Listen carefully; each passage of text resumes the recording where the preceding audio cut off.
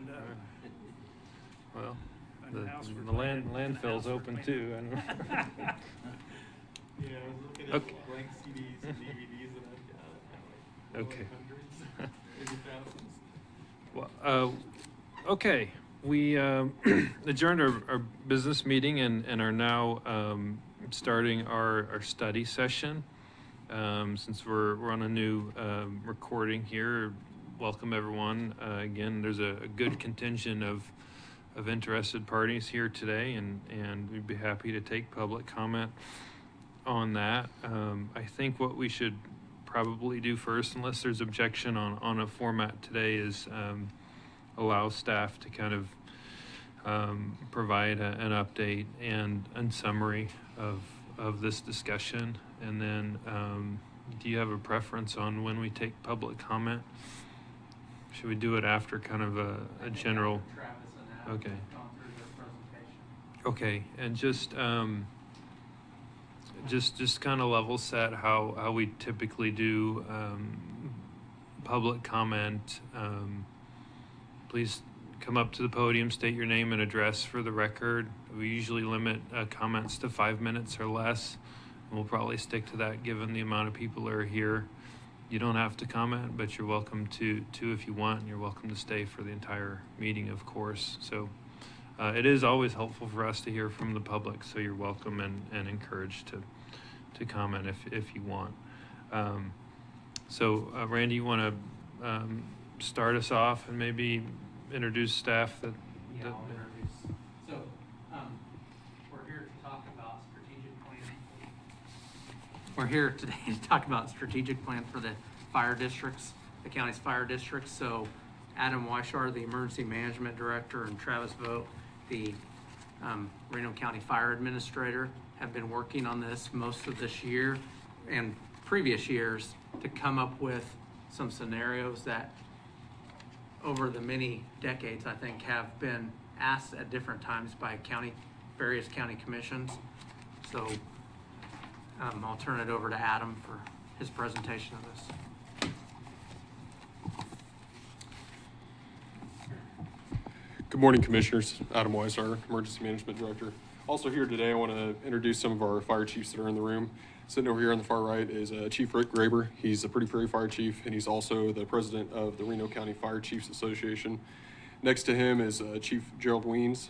He's the District 3 Fire Chief, which services the Highlands and City of Nickerson. Next to him is Brady Baker, who services District 4, Abbeville, Partridge, Plevna, and Arlington. And then back in the corner here is Chief Steve Beer, who represents Fire District 2, as well as Hutchinson Fire Department. So as Randy briefly touched on, the autonomy of fire districts has been a hot topic for decades. It's been going on for a long, long time. Back in 2019, the Board of County Commissioners at that time wanted a countywide fire study to come up with some sort of plan of what the future of the fire districts look like. So they completed that countywide study in the years of 2020 and 2021.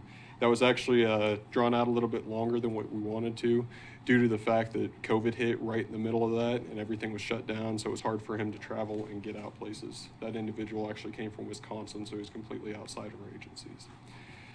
During that fact-finding mission, he found memorandums all the way back to 1980 that discussed consolidation and discussed different things that happened in the county. He found a memorandum from 1999 that talked about consolidation of the fire districts that never went anywhere. And I want to tell you today that what we're talking about today, it's a touchy subject. It's a reflection on previous leadership. It's not a reflection on our current board, the current leadership that's in place, or our current fire chiefs. I know the current board, they support and expect improvement, and they support us, and they support all the county fire districts. I want to be very clear about that. The document that I provided to you, it was basically a consolidation of all the previous fact-finding that was done and currently where we are. I wanted to talk about mill levies and what it looks like countywide. It was by no means intended to upset the fruit basket or upset our fire districts or small cities or counties. This was presented to the county fire chiefs at our last fire chiefs meeting before it was sent to the Board of County Commissioners. Why did we do that? Well, there's three things that is very important to me and very important to our organization. That's transparency, trust, and open communication. And that's what I feel like we owe the fire districts. So they saw this before any of the board did, before Randy saw the plan, because I wanted to have an open conversation with them. What's going on with your fire districts? How do you feel about this plan? Give me your honest opinions, even if you hate it. Let's talk about it. Let's sort things out. Let's get everyone's feelings out there. So after we discussed it in the chiefs meeting as a group, we took a verbal vote. The chiefs unanimously and vocally all supported option number 1 that you'll hear about later. And then they were told they can take it back to their fire districts and discuss it with their firefighters. And again, get feedback from the firefighters. So hopefully we would come back before the board and be able to present some of those concerns to you as a whole. So you're hearing one voice, and again, that trust, transparency, and open communication, we feel like it needs to go both ways. So all of our fire districts, countywide, there's approximately 171 firefighters serving the rural fire districts. They're all volunteers. They all have lives outside of the fire district, meaning most of them have full-time jobs, most of them have families at home, and they're doing amazing things for our community. They're providing professional services to every fire district in the county at little to no compensation. What we pay them countywide, it doesn't give back to them enough for the time they're taking away from the family and the risks they're providing.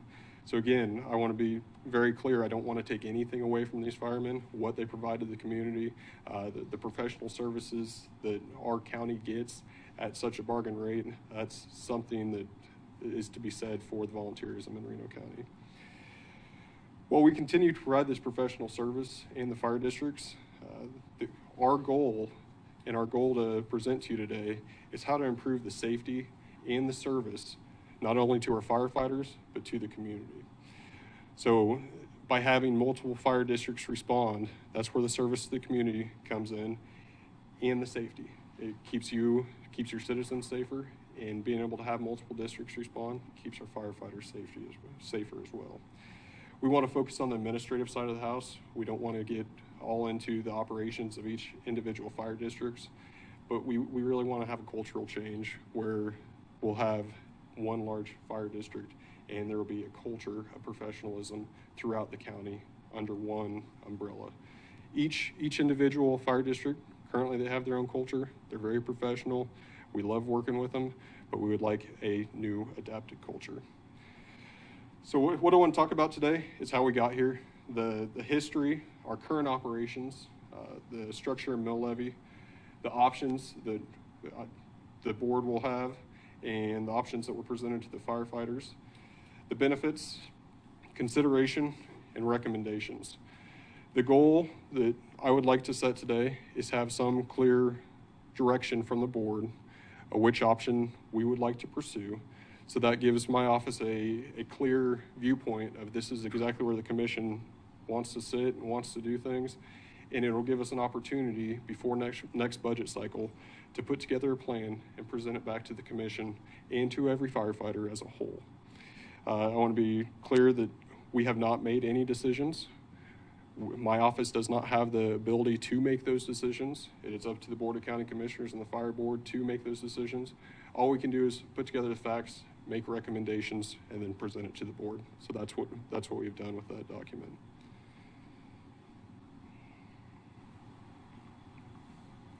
So the history, in the recent years with the support of the Board of County Commissioners, Reno County Emergency Management, and the County Administrator recognized that the reorganization of the fire districts is necessary for our citizens. It's not necessary for one small city or one district, but it's necessary to benefit the county as a whole. In 2019, that was the study that I briefly discussed. We contracted with 5 Bugle, and 5 Bugle provided a written survey to every fire district chief, did an on-visit site to the fire districts, visited the Reno County Emergency Management Director, visited the county administrator and county counselor. He came back to the Board of County Commissioners in May 2021 and presented his findings and the perspective from some of the fire districts. I provided you with all the all the documents from 5 Bugle, but I want to hit on a couple of those. Some of the perspectives in the county is we're one county, but entirely different districts. One of the notable quotes is, "It's the fire district's game. We can do anything we want." There's a vast difference in way districts do things. Some do their own thing without including the fire board in the process. Again, the fire board's the Board of County Commissioners. Considers their district isolated from others and falling behind. Departments don't promote training. One firefighter gets to do his own training. They all just sit around and BS. People like being a part of something right. Give us good equipment and training and a good system, and we'll do the work. Progress is being held back because things look good from the outside. All those perspectives still ring true today. It's been 2 years since that study came out. There's been some cultural changes with our fire administrator, but all those perspectives ring true. There's also a common perspectives on page 4. Page 4. There's also common perspectives here. We'd like to see standardized of equipments. In mutual aid situations, firefighters or task force will find unorganized scenes in terms of ICS, and it concerns firefighter safety. An organized approach to purchasing could save different districts money and provide more consistency in equipment. A common administrative efforts would benefit the fire districts. And then they felt there was a poor relationship with the county fire board. Then finally, there were some operational considerations that were also talked about. Our consultant at that time felt that half or fewer of the calls had sufficient staff responding. Again, that rings true today, especially during the daytime.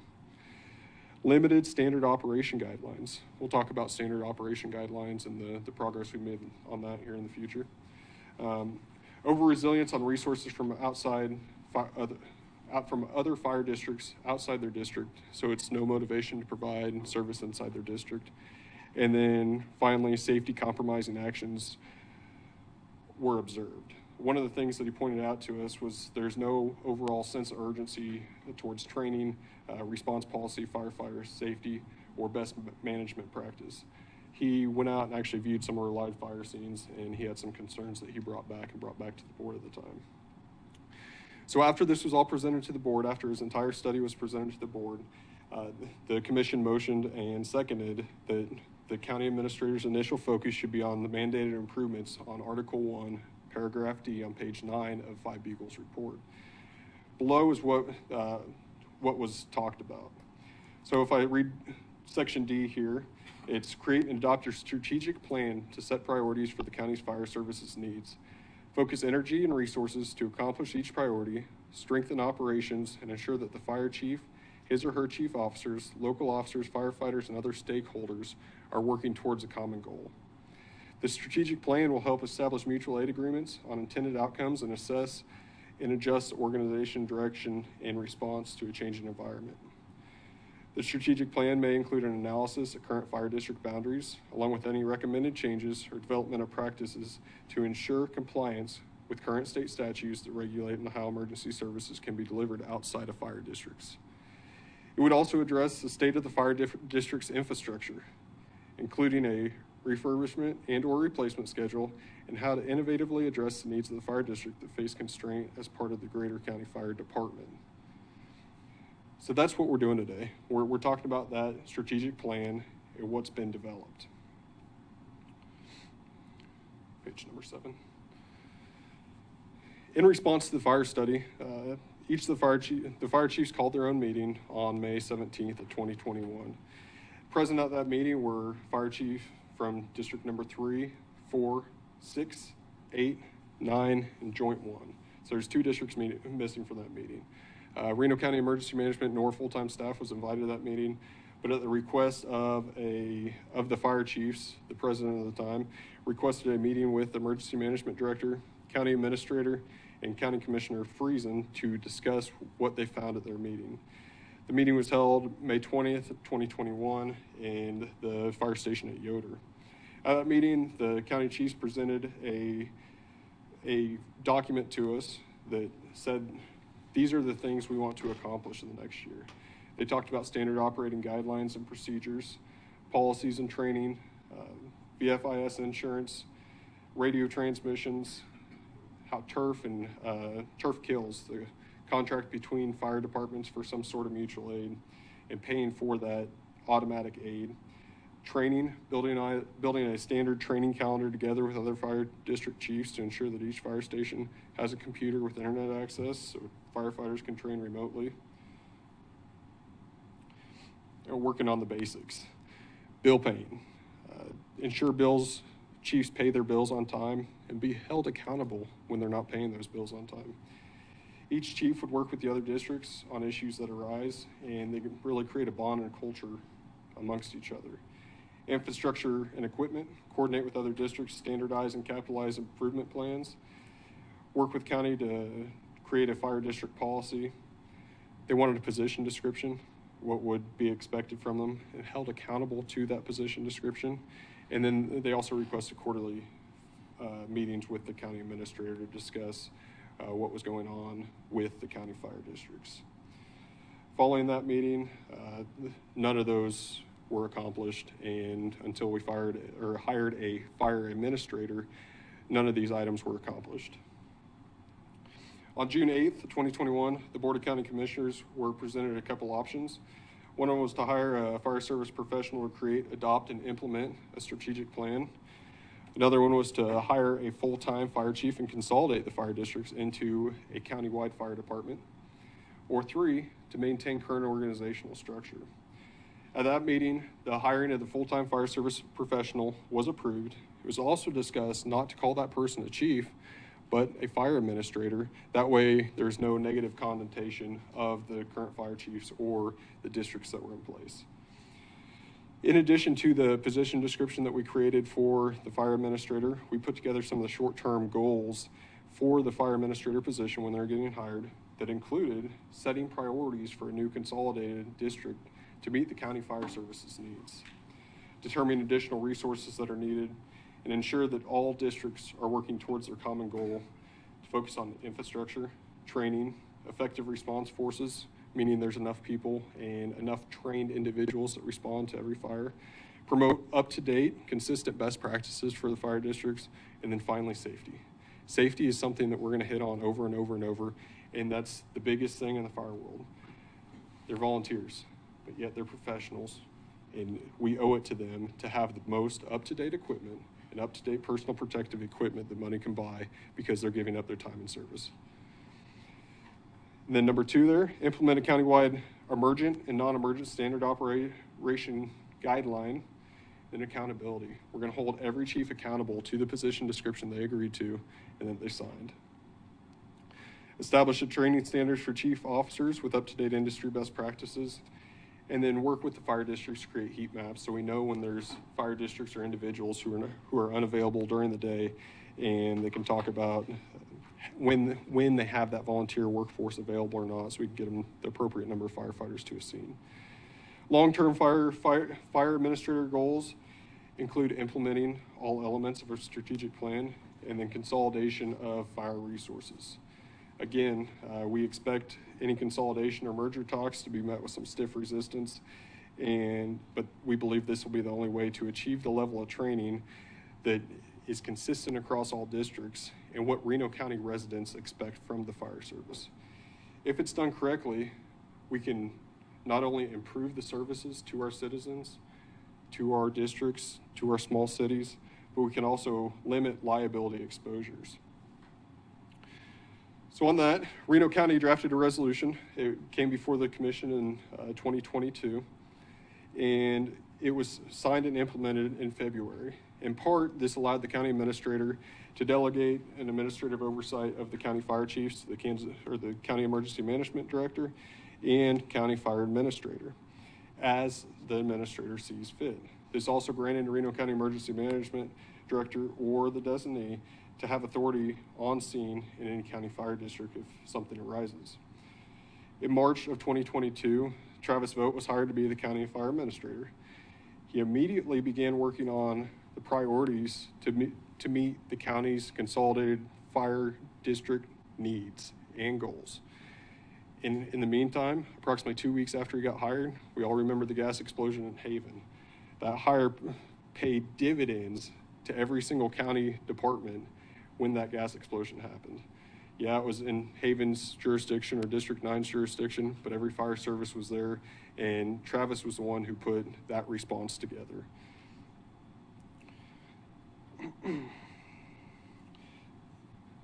So Travis began working towards completing and implementing the following goals. Determine additional needs that were needed across the fire districts. So needs for UTVs was initially recognized. He put together a plan, presented it to the Board of County Commissioners. They purchased it and put those in service. He started implementing countywide training. You'll probably see on our Facebook that every fire service in Reno County is now part of this countywide training program, and we have a really good response to that. We're getting 50+ firefighters trained on a Saturday. They're giving up their Saturday to come learn about industry best practices.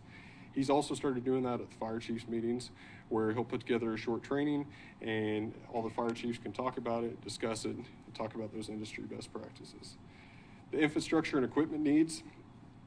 Infrastructure in 2 districts, especially District 3 and District number 7, servicing Nickerson and the city of Turon, are an immediate need for a new station. Their stations are currently run down. They can't fit their current apparatus in there. So that's been a goal of ours, a goal of Travis's, but we want to get this study out of the way first to discuss those needs with the commission. But those are going to come up again. It's going to be Nickerson, it's going to be Turon. They have some big needs out there. Equipment, there's several pieces of equipment that need updated or replaced. We put together an equipment replacement plan and what it would take to get all the equipment to meet NFPA standards across the county. And that's a pretty big lift, but that's things that need to be updated and paid for by the county. Personal protective equipment. We found personal protective equipment was severely lacking across several districts. It mandated the purchase of wildland gear to give some firefighters some relief in the wildland area when they're fighting those outdoor fires in 100-degree weather. From a safety perspective, it made sense to buy them a lighter weight, cooler wildland gear to help with the firefighter safety there. And then economies of scale, meaning when we purchase equipment in a group, we purchase equipment together, it's going to be cheaper because we're purchasing in bulk. Effective response force, we're working towards, and on most fires, there's now the appropriate number of firefighters on scene for every fire call for service. And a lot of that is taxing other districts. When one district responds, there's mutual aid that goes out to other districts, so multiple districts are tied up on a fire. Promoting best practices. Safety, again, we're hitting on this. There's been a big change in fire districts, but it's also been met with resistance. We talked about the wildland gear. The wildland gear came out of everyone's special equipment funds, their equipment purchase funds, to provide that wildland gear, that safety gear to the firefighters. So what's that mean for them? That means, well, when it's time to purchase a brush truck or something else, they probably won't have enough money to purchase that brush truck out of their special equipment fund because they're prioritizing firefighter safety there. Developing and implementing countywide strategic emergency and non-emergency standard operating guidelines. The commission granted us some ARPA funds to put towards the fire districts for these SOGs and SOPs. Travis and some of the fire chiefs have been working with Lexapool to develop these policies. Those will come back to the board later this year or early next year for a conversation with the board and hopefully adoption in the very near future, so everyone is running under the same SOGs and SOPs. Holding every fire chief accountable to their position description. Each fire chief now gets a yearly evaluation and they know exactly what's expected of them. In the past, we have not been as clear as what we should be, what was expected of them, and the accountability that we're going to have for them. So we believe that the position description and yearly eval lets every fire chief know exactly where they are, and we have a good group. And then again, working with the volunteer fire districts to know when they're available.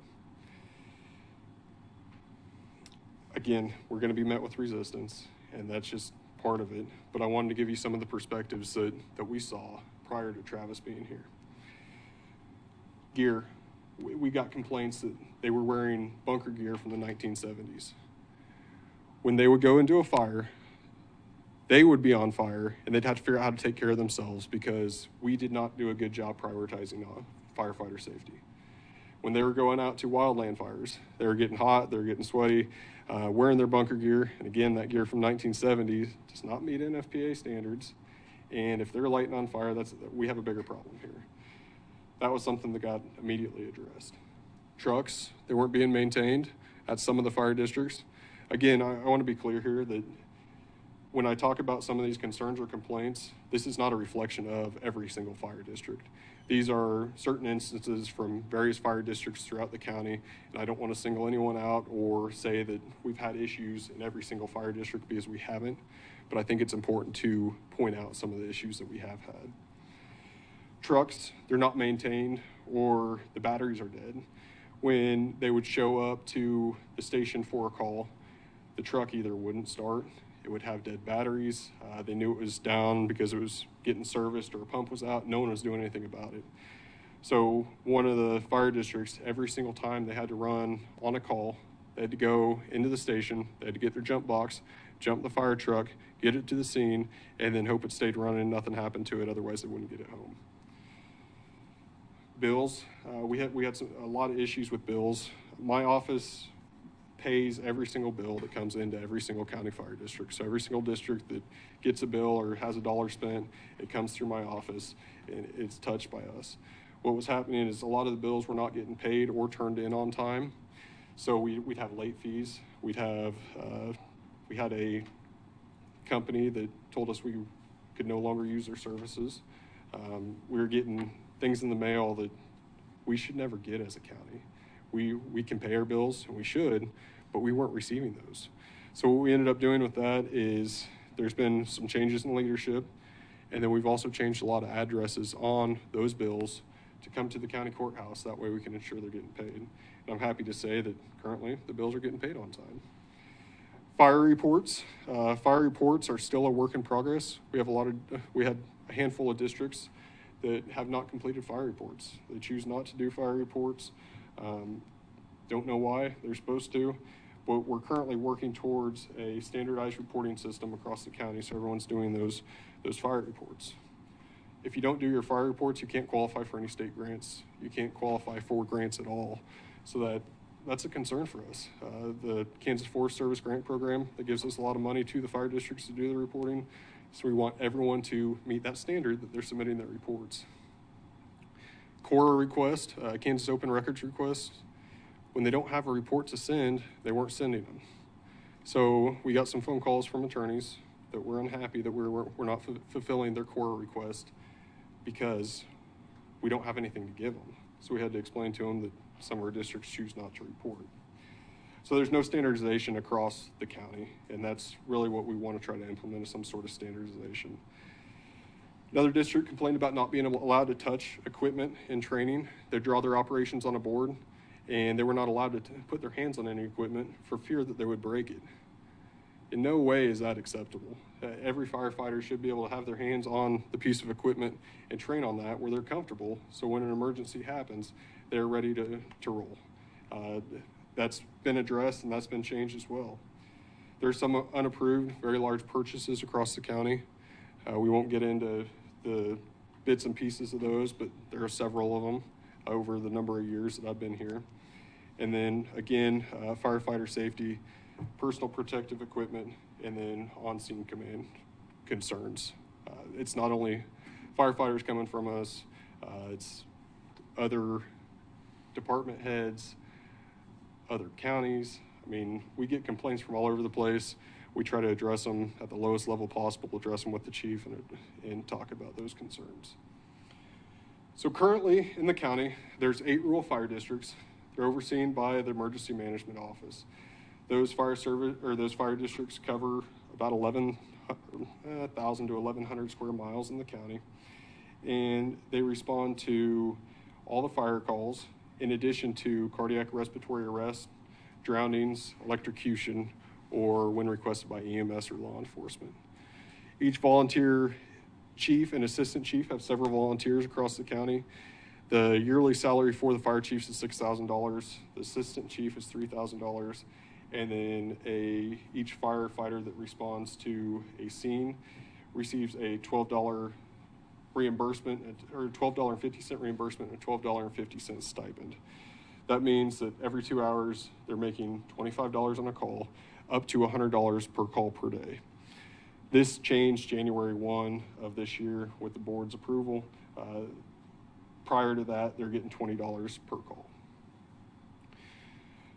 So why that was changed was to hopefully encourage more volunteerism and encourage people to come back and stay for hours on end when they're taking time from their families and full-time job. And we're very thankful that the board supported that effort.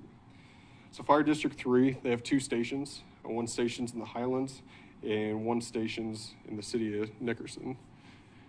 You want to grab that? We're going to put up a map here. The commission can tell me where they would like to see it, but I think a map could be helpful when we're talking about these stations. So Fire District 3 is up here. Nickerson, or the Highlands and Nickerson, the 2 red dots. So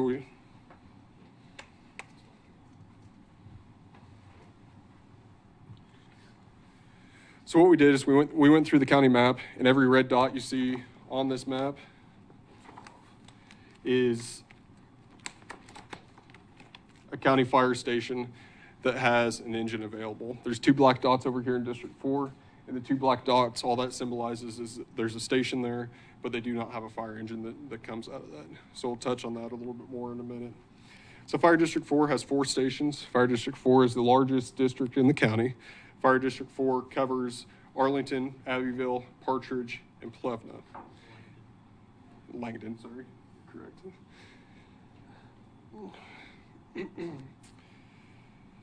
Fire District 6 has 1 station, and that's located in the Sylvia. That's all the way far out west there.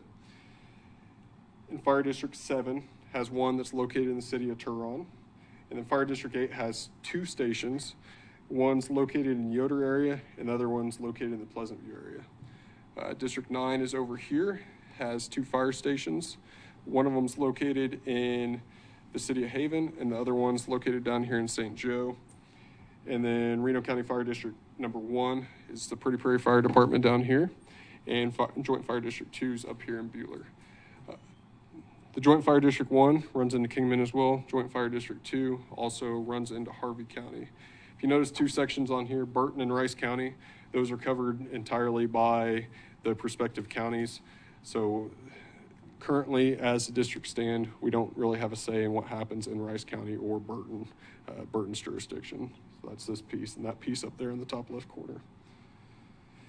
So again, there's about 171 volunteer firemen that cover the county. There's an automatic aid agreement or water tender agreement for all structure fires in the county. What this means is if there's a structure fire on a first alarm assignment, the jurisdiction having authority and the 2 closest jurisdictions will respond with a tender. So if there's a fire right here in District 8, there's going to be an engine from District 8 going, as well as 2 tenders from adjoining jurisdictions going. There's also a mutual aid agreement in place for all the fire districts. This is used when there's large fires or the fire district does not have manpower. And what they can do is they can ask for mutual aid from their adjoining fire districts to provide whatever services they're looking for at that point in time.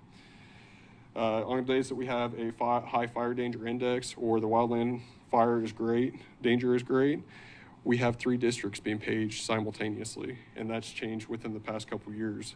So if there's fire in the same place in District 8, you're getting 3 districts on initial response versus the 1. And we're still considering that mutual aid. That's probably something we'll discuss here too. The Hutchinson Fire Department is currently the only organization in the county that has a rescue team, swift water rescue team, and hazmat response team, and they'll respond mutual aid when they're requested. Again, Hutch Fire District 2, they've been a great partner in everything we've done. So the limitations of this system is during the day, some of our districts really struggle to get volunteers. Again, they have full-time jobs, they have families, It's not intended to take away from what they do or the services they provide, but it's a fact of life at this point. They have other things that are taking priority right now, and they would love to come out and help their community and serve, but their employer might not let them off, or they might not have a babysitter. Life happens. So what we're having to do is pull from multiple fire districts to make sure that we have an effective response force in place for some of these larger fires. So the structure and mill levy here, the structure and mill levy has been in place for several years. The different districts around here have been in place for as long as I can find. And they've responded to and saved thousands of calls, hundreds, maybe thousands of lives. And there's a sense of service from all the fire districts, the firefighters, and the community. There's a sense of community that this is my hometown fire department. They have Pretty Prairie on the back of my jacket, or Arlington on the back of my jacket. There's a sense of pride there. That's great. We want to keep that sense of pride. It's a sense of community. We love that. But to have an effective response force for a structure fire alone, you're looking at approximately 16 firefighters on shift at one time. To me, it doesn't make sense. I don't think the county would want to pay that many firefighters to be on shift at the same time, to go out and take care of those structure fires. But if we page multiple jurisdictions simultaneously and give them the autonomy to send multiple pieces of apparatus to send their engines, we think we get those 16 people there that have volunteered their time to the community and to the county. Currently, each fire district has their own mill levy. We talked about special equipment funds that were used to purchase some of the wildland gear just a few minutes ago. Those special equipment funds are budgeted, they're not budgeted funds like a typical capital improvement plan for the county. What those special equipment funds are normal budget dollars that are not spent during their normal year. They roll into a special equipment fund where they can purchase equipment out of it when they save enough money. We have not done a good job saving enough money to meet those NFPA requirements or NFPA standards, or update equipment or protective gear as it's needed. So regardless of what we do, we need to make a focus on our capital improvement plans, on our strategic plans, to be able to update those infrastructure equipment and personal safety equipment. So below you'll see the current mill levies for each fire district. So depending on your district depends on what your mill levy is. So our lowest mill levy in the county is District 9, which, as we talked about, covers the Haven and St. Joe area, and that's just over 5 mills. You get out west to the Sylvia area, and they're over 13 mills, getting close to 14 mills. And you'll see the disparity of what a mill produces in each district. Again, our largest district out there, or the one that the mill produces the most money, is District 4. That's approximately $35,000 per mill is what they get. Our smallest one, again, is District 6. They're receiving $7,650, or $7,560. So in the county, our total fire budget for the county is $1.4 million roughly. So what's a mill produce in the county? On a $100,000 house, if you increase a tax by a mill, you're paying an extra $11.50 a year. When you think about $11.50 compared to most of these fire districts, the citizens are really getting a huge benefit for very little money. So if we combined all funds and we created a countywide district using the 23 budget, it would cost the taxpayers approximately 7.29 bills. What that 7.29 mils means is your lowest ones, your District 9, District 8, your ones that are in 5 mils are going to be paying a little bit more. Your ones completely out west, it's actually saving them quite a bit of money to be able to provide the same services for them. So again, it's not what can it do for one small city or one small jurisdiction. It's looking at the county as a whole and taking care of all of our tax base. So we put together some options, and we want to present those to the commission. Again, we presented these to the fire chiefs. Option number one would be a full-time operational chief with paid part-time staff during high fire danger days. This would mean that there would be another person. Travis can attest for how busy he's been. I don't think he realized quite everything that our office was involved in when he took this position, but he is very busy and works a lot of long hours. So having a second person in the office would benefit us, benefit the fire districts, benefit Travis. So it'd be one full-time operations level person and then 4,000 hours of part-time staff. So what that part-time staff would look like to us is you pay them, I threw out a number of $25 an hour. No benefits, no anything. On those high fire danger days, you pay them to sit at the station and be a first response on a brush truck. Meaning if something happened in their jurisdiction, they're the first ones out the door because they're already there. If there's a countywide task force, they would go with that task force and move anywhere in the county that is required of them to help the county as a whole.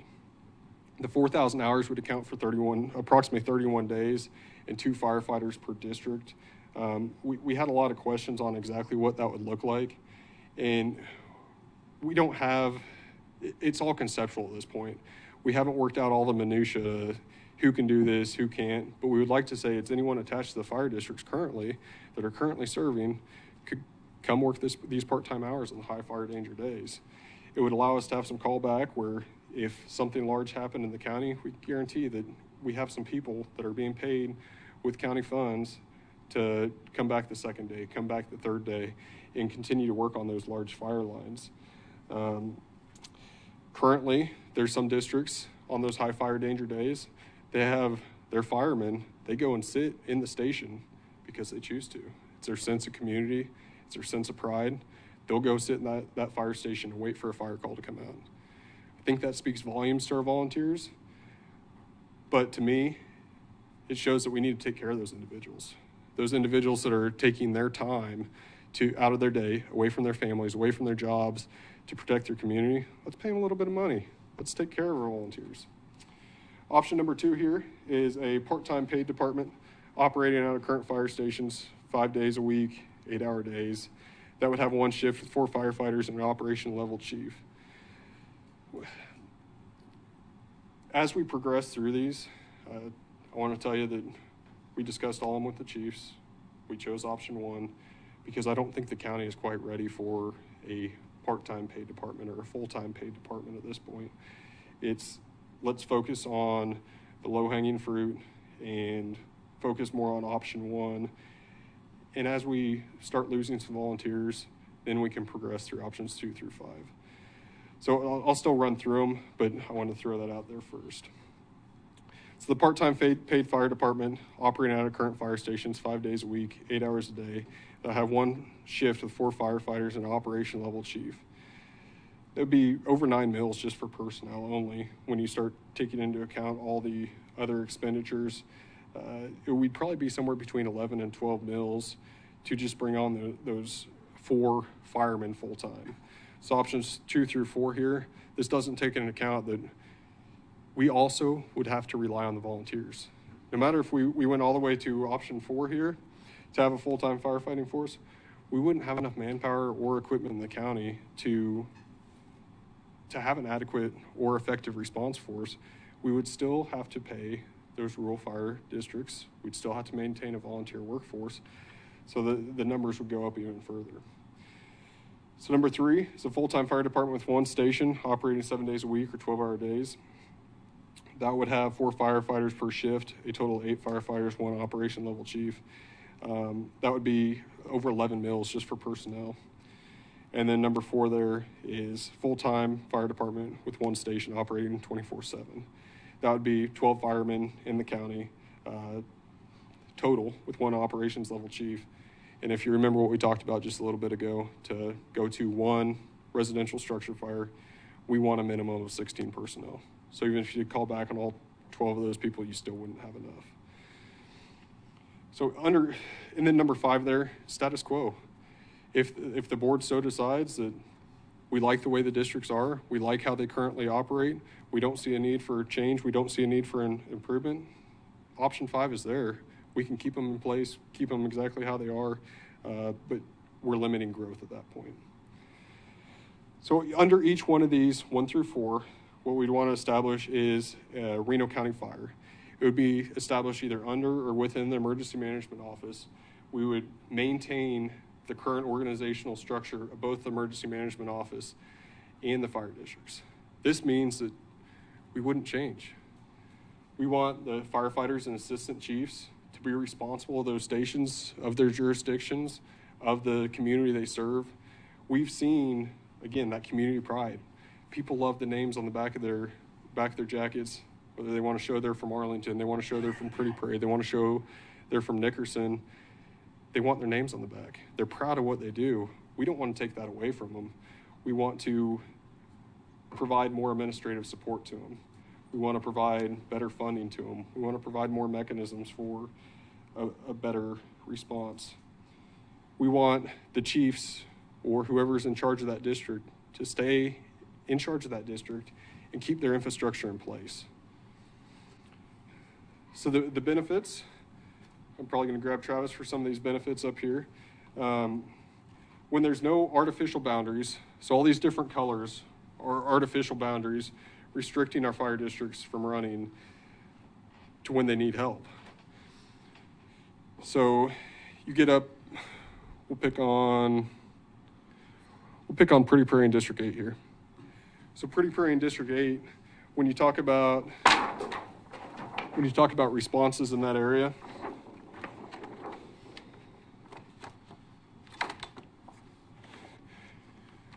there's a fire station that sits right here. A mile away, that's Pretty Prairie's jurisdiction. So if it's on the south side of the road there, Pretty Prairie gets sent to it, and this artificial boundary prevents them from responding. If it's a structure fire, you want to tell them what they get on a structure fire if there's a structure fire right here? So if there's a structure fire that would be in Pretty Prairie's district, you get a engine and a tender response out of Pretty Prairie, and then a tender response out of District 8 and a tender response out of District 9 in Haven. If the jurisdiction, which would be Pretty Prairie, if that command staff, they can request additional trucks if needed, but the closest engine, if there was a call here, is 3 miles away, but it wouldn't automatically get dispatched to it. We can go up here to District 4. So District 4, again, the 2 black dots there, that means they don't have an engine available at those districts. District 4 has other stations that has fire engines there, but these are your engines responding. You want to explain those too? So if there's a call up here, off Sterling Road, Sterling and Clark, there's a structure fire up there. So if there's a call up here, District 4 would get paged. It's their jurisdiction, so they would be responding with an engine, 2 engines, and they have 2 tenders in that district. They would also get a tender response from District 6 in Sylvia and District 3 in Nickerson. However, the closest, and these 2 stations would get paged out in District 4, the one in Abbeville, the one in Plevna. However, they would only be responding with a brush truck or a tender. So they most likely would be the first ones there, but they don't have a truck that's basically set up to fight a structure fire. So under our current system, these artificial boundaries handcuff our volunteer firemen. It prevents them from getting more appropriate apparatus or closer apparatus to the call because these boundaries are in place. If same areas, if there's no boundaries that were in place, what would we send? If there's a structure fire down here by District 8, what would get sent? If there's a structure fire by District 8, we could hit 4 stations. District 8, the Yoder station, we could hit Haven, Pretty Prairie. We can request whatever we want, and they would automatically get sent. And we wouldn't have to worry about automatic aid. We could send it automatically right away. We could build response plans based in our dispatch system that would page the closest station to the call and grab the appropriate apparatus from any surrounding station or jurisdiction that's chosen. Under the current automatic aid agreements or mutual aid agreements, without money changing hands, that's not possible in the district system that we currently have. I probably should have prepped Travis a little bit more for where I'm pointing at a map, but up here again at that Peace and Clark, what would come on a first alarm if we had no artificial boundaries there? So on a first alarm for that one, we would get it. And the bad part would be is since we don't have an engine currently in Abbeville or Plevna, their first engine response would be out of either Sylvia or Partridge. But we could draw Nickerson, Arlington, and depending on what it was, we could even pull as far as Pleasantville.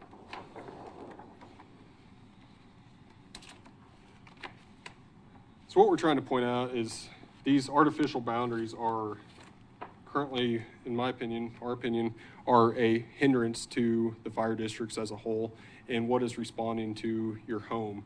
By having one jurisdiction or one countywide fire department with no artificial boundaries there, you get closest district response and the appropriate pieces of apparatus that is required to put out that fire, deal with that situation immediately. By forming a countywide fire district, it would allow us to page multiple stations, multiple districts, just put together response forces or response packages for every single scenario that happens out in the world.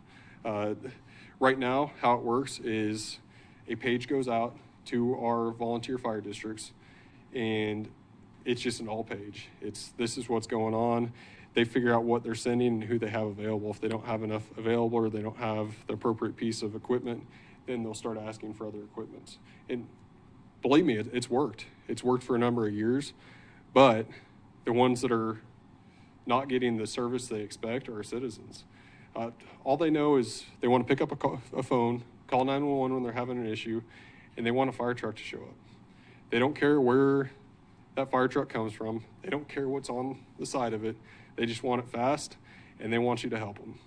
So that's what we're trying to tell you is, or this is what we're trying to show you, is the fastest way to get a lot of our citizens' help, especially on the boundaries here, are to have one large fire district that's not hampered by the artificial boundaries there. Will it benefit? I think everyone will see a benefit from it, but if you're right next door to a fire station, it's not going to change who's responding to you.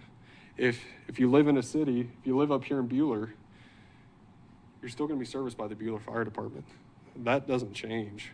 What changes is everyone outside could have a different person responding to the boundaries. It should be a quicker response. So the enhanced emergency response would be fewer administrative or perceived barriers to hopefully streamline the command structure on the scenes and then have a more streamlined, coordinated approach to every single fire that happens or every single emergency that happens in Reno County. Response, equipment, training, and policies will all be standardized across the districts. This is something that we've been actively working on, is standardization. What we love is everyone responds with the same piece of apparatus to every single call type. So meaning if it's a motor vehicle accident, everyone's first out truck is an engine. If it's a brush fire, everyone's first out truck is a brush truck.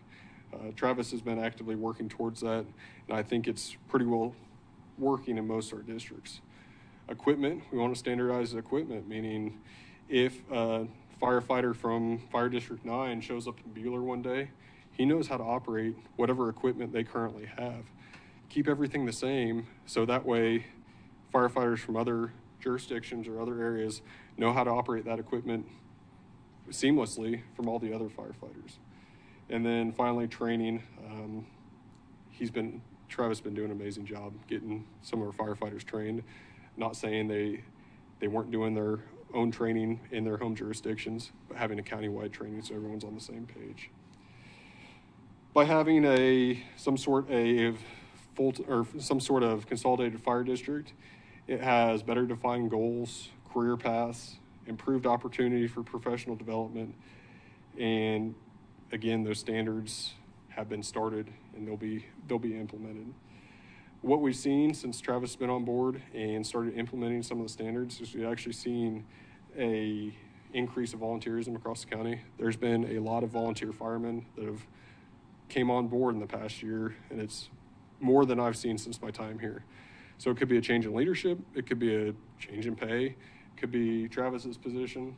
I can't nail down 100% what it is, but I can tell you that the culture in the county is changing. Our volunteers are coming back. One budget. So we have currently every district has budgets, and everything goes through my office. And we prepare those budgets, submit them to the county administrator, answer any questions they may have. We currently work with the fire chiefs on those budgets. What we would like to see is, instead of presenting 8 fire district budgets, present one budget for the county to look at. Prioritize funding. That way we're not doing 8 or 9 different ones. We're doing one budget, one capital improvement plan, and it has to be funded. That's the challenging piece, and that's what's going to be a challenge for the commission, is if we have one budget, we have to be able to ensure that it's going to be adequately funded. Our capital equipment funds are going to be adequately funded, and there's going to be a future for that larger budget. That's one of the fears, is giving up what they currently have in place, because that's what they know. We would want to involve our district chiefs or county chiefs in those conversations of those budgets, because they're the boots on the ground. They're the ones that deal with it every day. Any administrator that would sit up here and say, I'm going to do a budget, I'm not going to talk to anyone, that's not us. It's that trust, transparency, and open communication that we want to keep pushing through all the fire districts. Consolidation will assist with apparatus replacement, allowing usable equipment to be passed to other districts instead of requiring new to be purchased. So to give a real-life example of this, under the current system, each district operates independently. They're their own special taxing district, meaning you can't take a piece of equipment out of one district and give it to another one. It has to be purchased at a fair price, and that district can purchase it. So there's a new fire engine that was purchased in the county. It's been on order for, I don't know, probably a year, maybe a year and a half at this point, and it's replacing one that's 25 years old. The one that's getting replaced that's 25 years old, the only reason it's getting replaced is its age, and it falls out of NFPA standards. 25 years is the standard for that piece of apparatus. So they'd planned to sell that piece of equipment for a reasonable cost. Well, we have another district that's a smaller jurisdiction that can't afford to buy new. They don't run on that many structure fires. They probably run on 7 or 8 structure fires a year, but the current fire engine they have is not a good truck. It's older. It's older than what is currently being served in this district. It's older than the one that's being replaced. So we're coming up with a fair asking price for one district to allow the second district to purchase it. In a perfect world, that older piece of equipment can just drive down the street and go to the new fire station. It doesn't make sense if we're looking at the taxpayers as a whole or the county fire as a whole to make them purchase it, because there's a restriction there. We can benefit all our taxpayers by moving around the newer equipment, moving around some of the older equipment as well, to make sure the tax base is served correctly. That's not to say that we're taking anything away from the fire districts. It would be our goal to prioritize the stations that have the most structure fires to have the newest structure firefighting equipment. So we wouldn't take the brand new piece of equipment and put it into a district that doesn't go out to very many structure fires. There's some common sense that would have to go into that approach too. So again, we're not trying to take away anything from any of the districts. We need, there's a need for an effective response force. We have to establish that for every single call type, make sure that piece of apparatus is getting called, and that can be a struggle during the day for our volunteer districts. But again, if we're hitting multiple at the same time, it could really help us. We believe it will.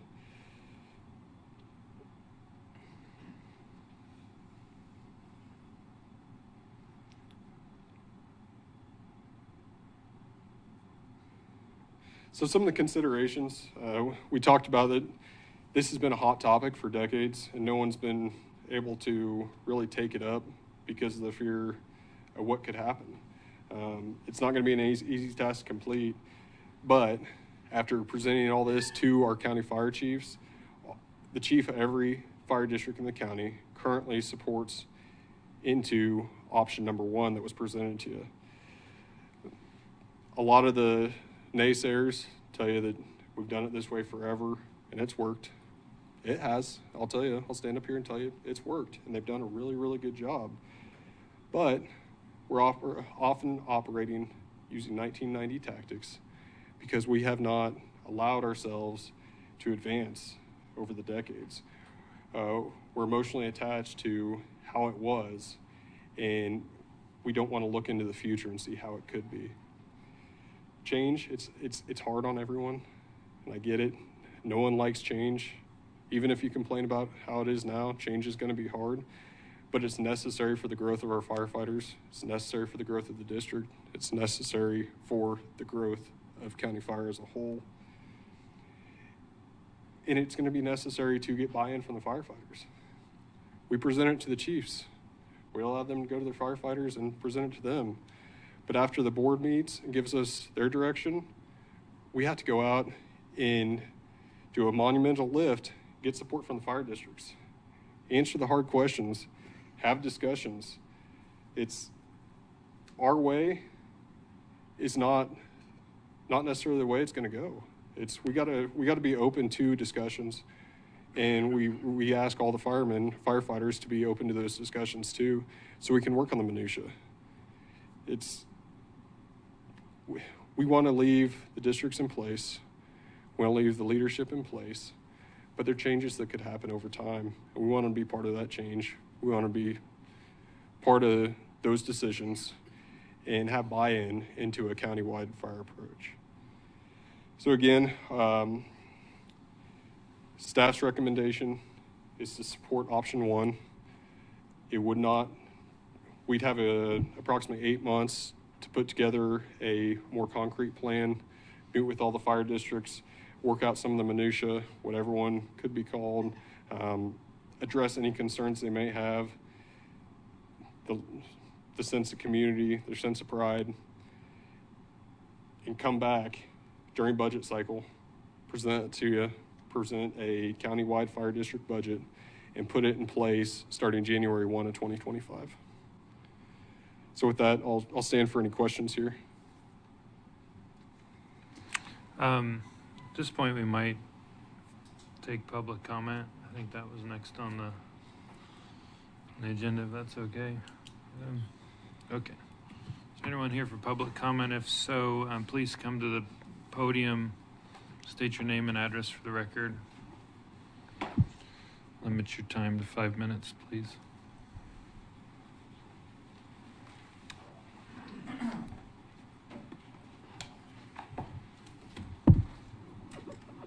Good morning, Commission. My name is Adam Pickett, Arlington, Kansas, 22617 West Irish Creek Road. I see you guys are all kind of getting heavy-eyed, so I'm going to keep this short, sweet, and to the point. I've been in the fire service for a long time. I have a lot of concerns about some things that are going on. I think I've made some of those aware of that. The process of where we've gotten to today and how we've gotten there today, and a lot of, I guess, lack of trust. And I think this goes back generations. I think that we needed to look at more of open transparency from the very beginning of this project. I think that to get buy-in from the citizens and the volunteer firefighters who are the citizens. These are citizens that volunteer to serve their communities. You gentlemen get elected to serve your communities. We're one and the same here. We're just wanting to help. So I think open transparency, open lines of communication. You know, the Five Bugle report talked about coming out, talking to your firefighters. And in the 25 years plus I spent with the fire service, I think Commissioner Hurst is the only fire board member I've ever seen come to a fire district meeting. You know, we're talking about NFPA standards and keeping truck standards. NFPA, if you're 100, there is no such thing as 100% NFPA compliant fire department in the United States. It's just not feasible. Your $1 million truck you bought today could be incompliant by next year when the rules change. So to say 100% NFPA compliance is not possible. Should we strive for that? Absolutely, we should do that. District 4, I can't speak for the other districts, has done this for years. You read through this whole thing, a lot of this stuff is stuff that District 4 has already been doing throughout years and years of practice. You know, and we talk about accountability. And that's one thing that's with the state statutes, I believe it's 1936-01, that puts the fire board as a commission. This was written in the 50s. Right now, with the populations transferred, people out here in these rural communities in these districts are not, we don't have a voice. We can't hold elected officials accountable, especially with the commission as it's changed up now. I know one of you are in the middle of Hutch. Even right now, you could be the biggest supporter of the fire service, but who says the next person in there comes in there? And they are completely untouchable by the people out in the fire service. It is within your state statutes to start a fire board or a steering committee. It's been done around the state right now. Has been looking into it. State legislation starting to look into the antiquity of this rule, this statute, and has it aged well? And there's a lot of questions up in Topeka on that deal right now that's going on. You know, a lot of talk about aid and auto aid agreement and getting units to respond.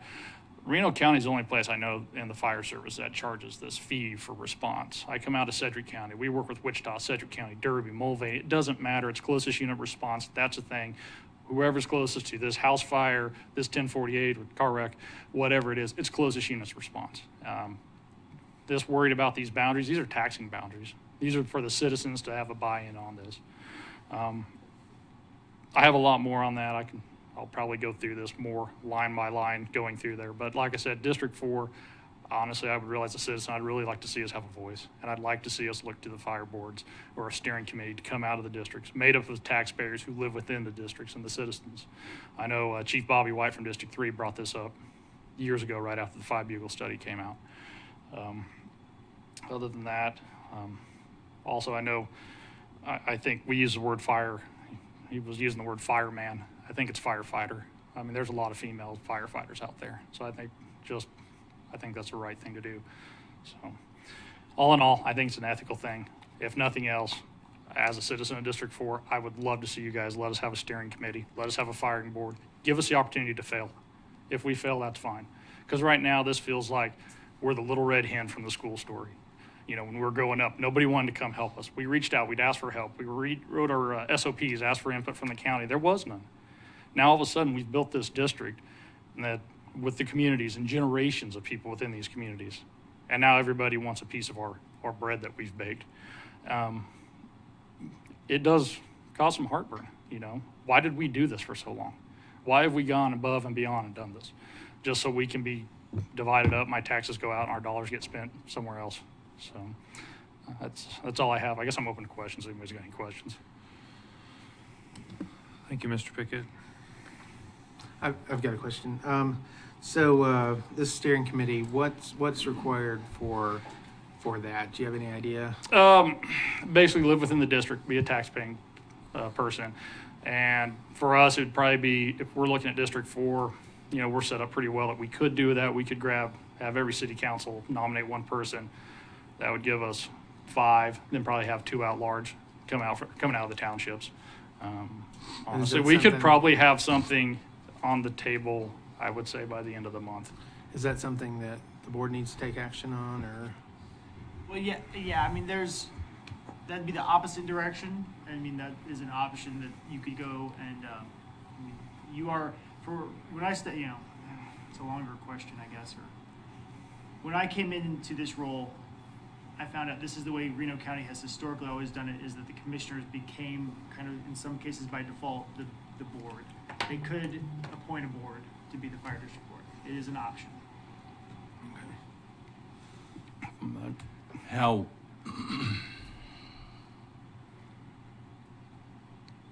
been a lot of talk of autonomy throughout the whole morning. If this went through, how do you feel that would affect the autonomy of each fire station? And I totally agree there shouldn't be barriers. I know there is for taxation. Right. It ought to be first response, whoever it is. That needs to change. But how do you feel, and in that change with the administration, how do you feel that's affected the help? I think right now everybody's in a wait and see pattern. Where's this going to go?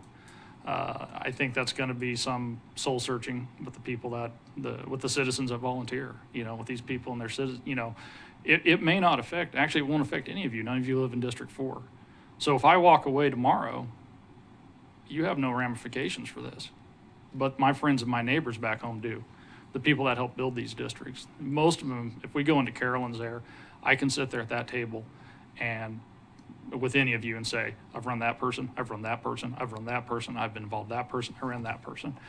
And, you know, we have this different bond. It's not like when I'm at work and I run somebody, I really probably don't know them.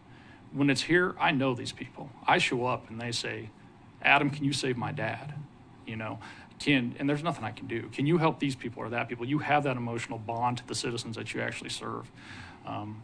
You know, and we carry a lot of scars. I can't say everybody. I carry a lot of scars from some stuff that I've done throughout the years. And, you know, as a volunteer, that's just part of what we do. District 4 is one of the first districts that started doing mental health before the county had anything. We started working with mental health experts to come in to help our people. We have a cancer policy, and that kind of caused some issues in the back, some equipment that we purchased there in this cancer policy thing. That's a big thing now is cancer in the fire service. We were one of the first to have a gear extractor, which is a very fancy name for an expensive washing machine to wash fire gear. You know, we've got a gear replacement program, 5 years of our structure gear up front. So, you know, this 5 Bugle or this whole thing is painted with a very broad brush that we are going after to fix. Instead of helping these districts that may be struggling, we've just gone after, knee-jerked, and we're going to go after everybody in the county. And I think a lot of citizens feel that this is going to be just a simple power grab to pull power from out in the county and just pull it up into the Hutchinson or the northeast quarter of the city. And we don't have a voice. And really, I think at the end of the day, we just don't feel we have a voice. And I would, in my mind, I'd like to think if we put fire boards at everywhere, that would be a more organic thing, that the citizens are made up of this. The citizens are sitting there, in there, paying their tax dollars, can look and say, hey, we need these needs thing. And then consolidation could happen more of an organic thing. And that's what's happened in the past. That's how Partridge became part of District 4. You know, the citizens came together and said, hey, we see an issue, we'd like to work on it. Other than the issue coming, we see an issue up here, you guys need to fix this right here. You know, we're going to hold you accountable, but we're not accountable because you can't touch us because there's not enough of us out here in these fire districts, you know. So when the districts were established in the 50s, the population was about 50-50, so there was accountability. We don't have that now as of districts. We really don't have a voice. And I think that's kind of played out for years about how the district has been, or the county has been handed off from the district. You guys are a separate taxing district. Okay, cool. We'll operate that way. That's fine. We can operate. Some of us can succeed very well. Some of the districts may stumble a little bit. But I think they just need some coaching, a hand up. Let's help you out. Let's see where we're going.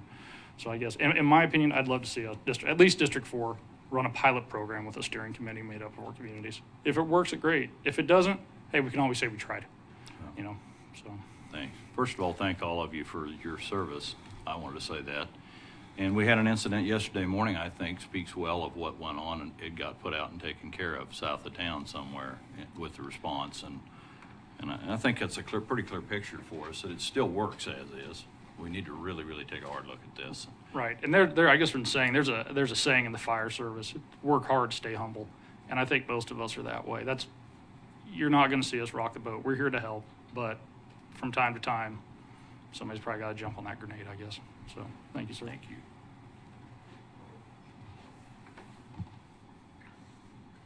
you. Adam, are you representing the district or just yourself?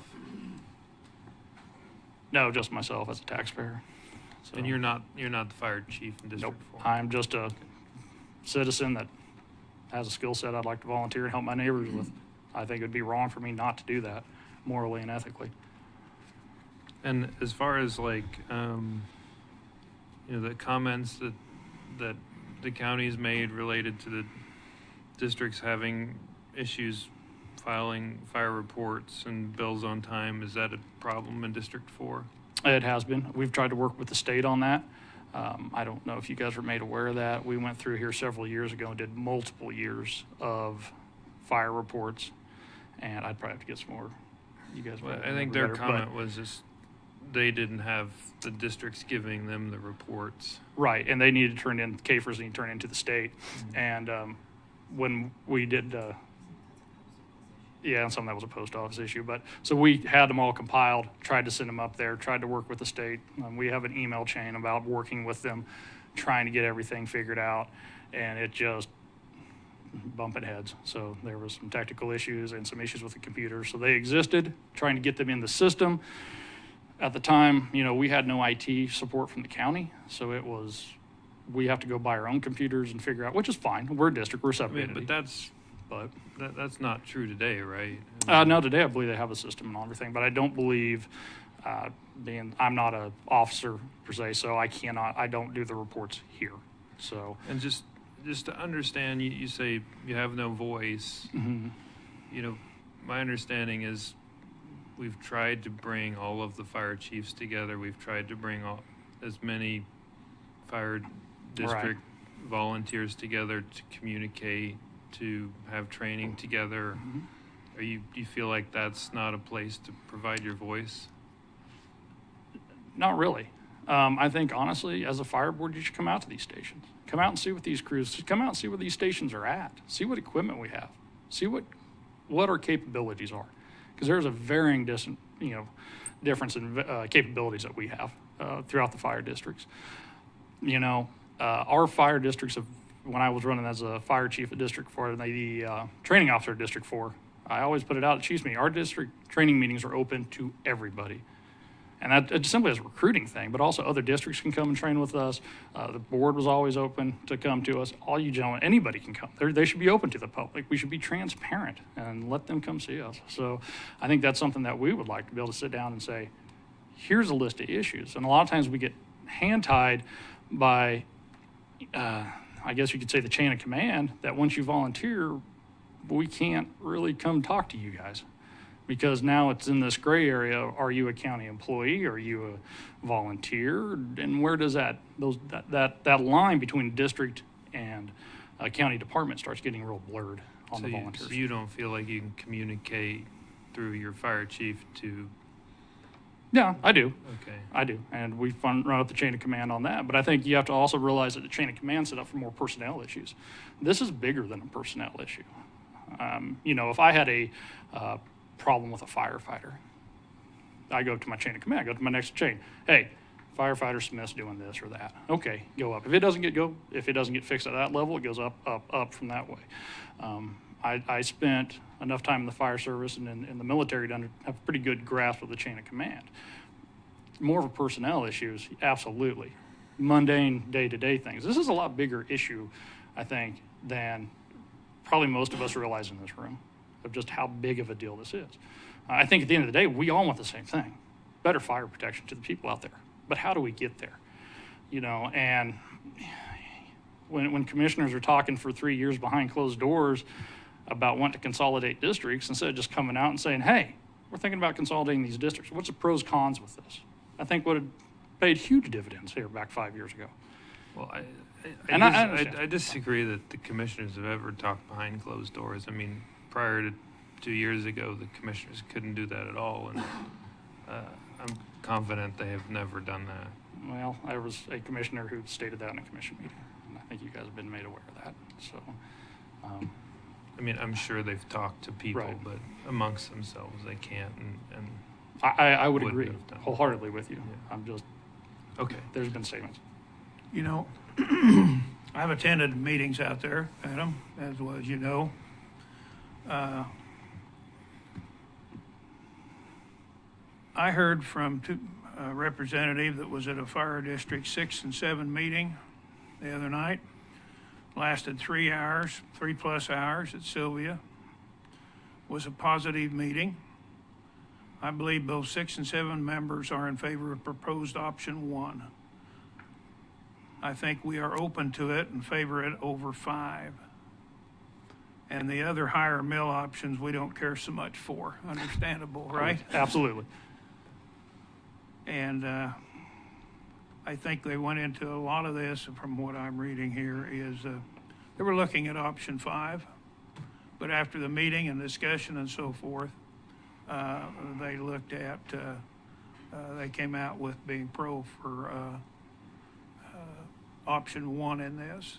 Right. And that's one of the things that I haven't heard anything especially anti-option 1 outside of the fact that you don't feel that you were heard. Right, and I think, And I think I would bear to disagree. oh, that's fine. And I think that's why we're having this conversation. Yeah. I mean, you know what I mean? I'm not saying just in the past, I'm saying in the future too, that we need to look for just in the future where we go with this whole thing. You know, we kind of led that all these options, but I think there's other options that could have been put on the table also. You know, I agree that I don't think option 5 I don't think we're at a point that we can stop it. You know, option 5 is I don't think an option. And I think everybody would agree with that. So where we go from there, I think there's a lot more homework that needs to be done. Thank you. Thank you. Appreciate the comments. Is there anyone else here? Chief Beer? I might need more than 5 minutes. Okay, sorry. Oh, you go Either way. Steve Beer, Fire Chief, Hutchinson, Fire District 2. I really don't have a stake in the game on this whole thing here, but in a way I do with Fire District 2. The system's broke. The system is broke as we currently stand. All you got to do on a daily basis is listen to the radio. Okay? There's times where departments get paged out 3 times and nobody's responding to. This system fixes the issues at hand. And it affects my department, affects my resources, affects the way we do things. There's something have not heard yet from any of you here talking about this. And the benefits that we are a business. Whether you want to believe it or not, this is a business. Every tax dollar that we spend, that I spend for Hutchinson and the district is a business decision, okay? And our job is to be the most effective and efficient service that we can possibly be. This new proposal does that, okay? By consolidations, consolidation, I've been through these in my entire career. I've been in fire service for 38 years. I've seen a lot of different things. And when you talk consolidations and different things, it's the hardest thing you can possibly do, because what Adam brought up, everybody's emotionally attached. But let's somebody start looking at the data. Let's look at the true costs. Is there consolidation costs? Does every city, every place need a station? Let's geocode the calls to see where all the calls are coming in and what that looks like. Let's take a look at the true dollars. Does every station need an engine and a brush truck and a tender? Can we consolidate with maybe they just need an engine? We just did that with a new station here in town. Everything we do is a business decision. And that, just because we're talking the fire service and volunteers, that's a business decision. It's $1.4 million in the total budget. And it's still a lot of pride and ownership. It's not taking away their autonomy, but it's a business decision at the end of the day. And as the chief of Hutchinson Fire in District 2, the consolidation, getting rid of these territories and getting truly what matters to our customers out there is the bottom line at the end of the day. And I truly support this decision here. And I think an interesting note too is that just talking here and listening to the comments here, this was all brought up at the last fire chiefs meeting. Every fire district chief voted yes for proposal number 1. Everyone that represents their organization, their jurisdiction, voted for option number 1. And the meetings were held after that. So that's all I have. Thank you. Thank you, Chief Beer.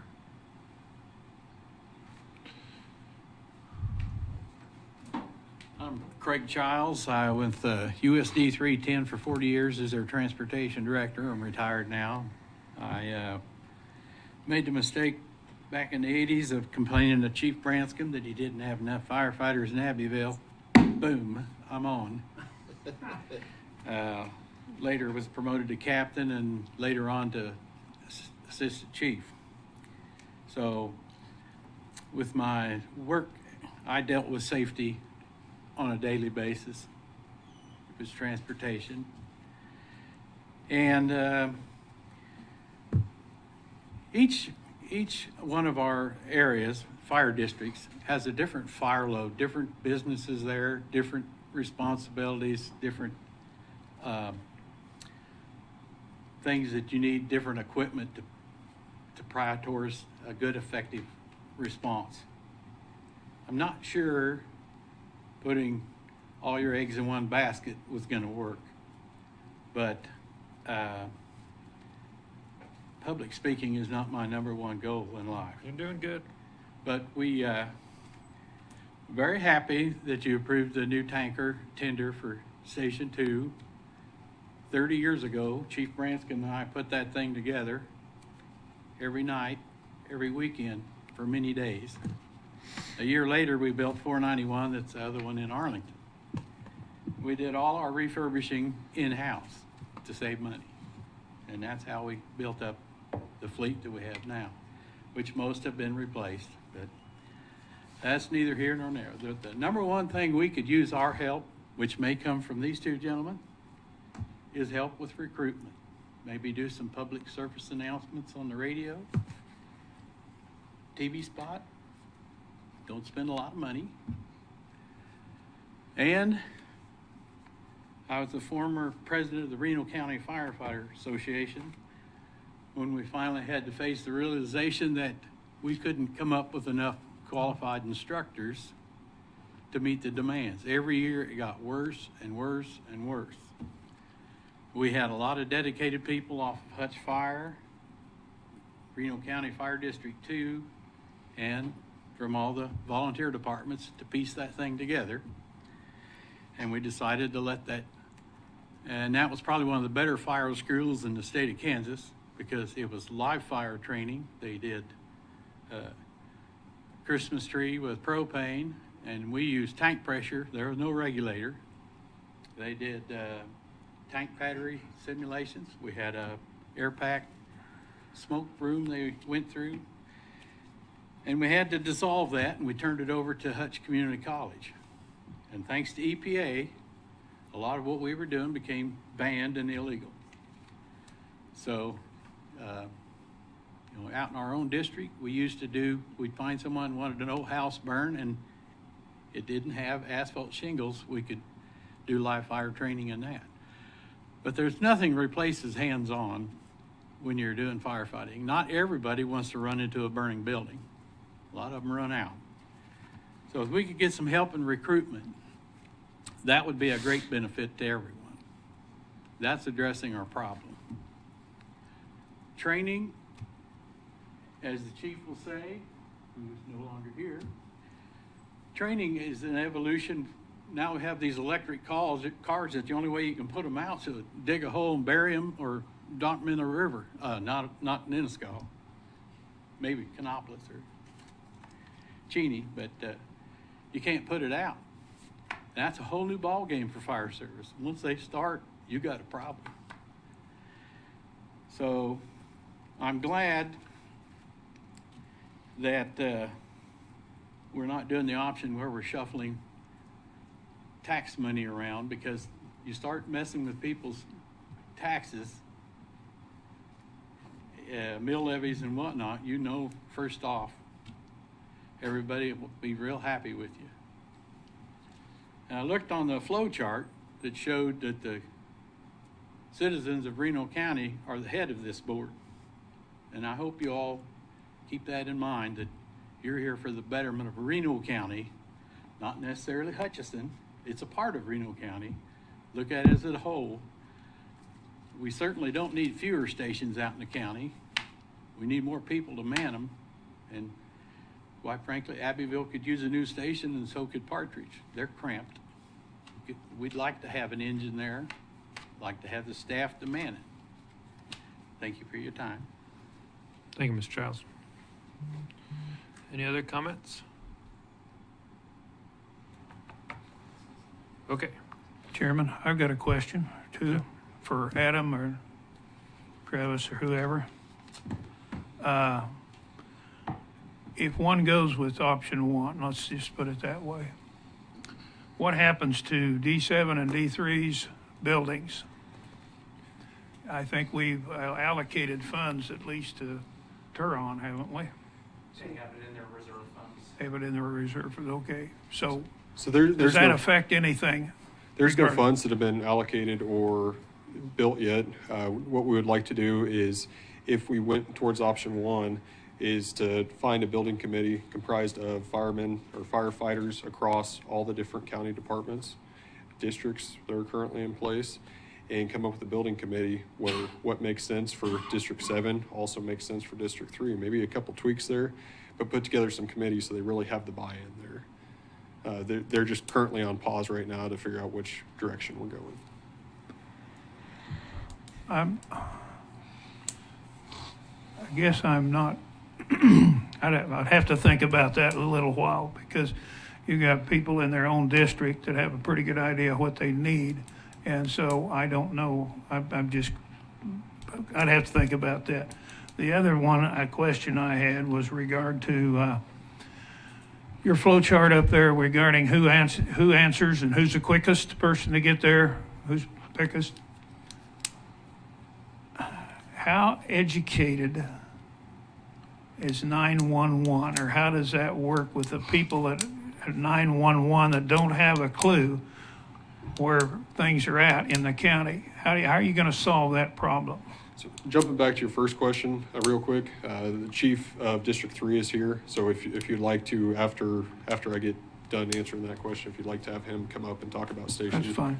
He's here as well. As far as station location there, we heard Mr. Pickett talk about this is what they do in Sedgwick County. We took that to the county counselor. We showed him all kinds of mutual aid agreements and automatic aid agreements that were in Sedgwick County. We were told, yeah, we still can't do that in Reno County. It's not legal. So Patrick can touch on that. But as far as station locations, what we can do is we can geolocate or geocode everything in the dispatch system, so it's automatic, where if a call comes out in this area, this is who's recommended. In other words, a certain section number, section you can do township, section or number. what? You can do section number. You can do GPS coordinates. You could even get to the Yeah. point where you're GPSing your apparatus, similar to what Hutch Fire does, and it's the closest piece of apparatus Okay. responds.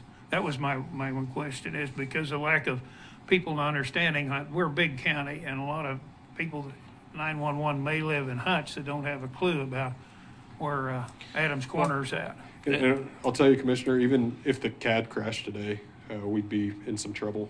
Everything that comes out is all geocoded, and there's recommended districts and fire units as it stands today. I was just a little concerned with the building that was anticipated, if that would change the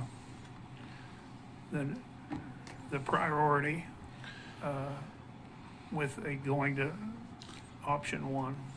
The priorities are still there. We know the number one priorities for buildings are District 3 in Nickerson and Turon.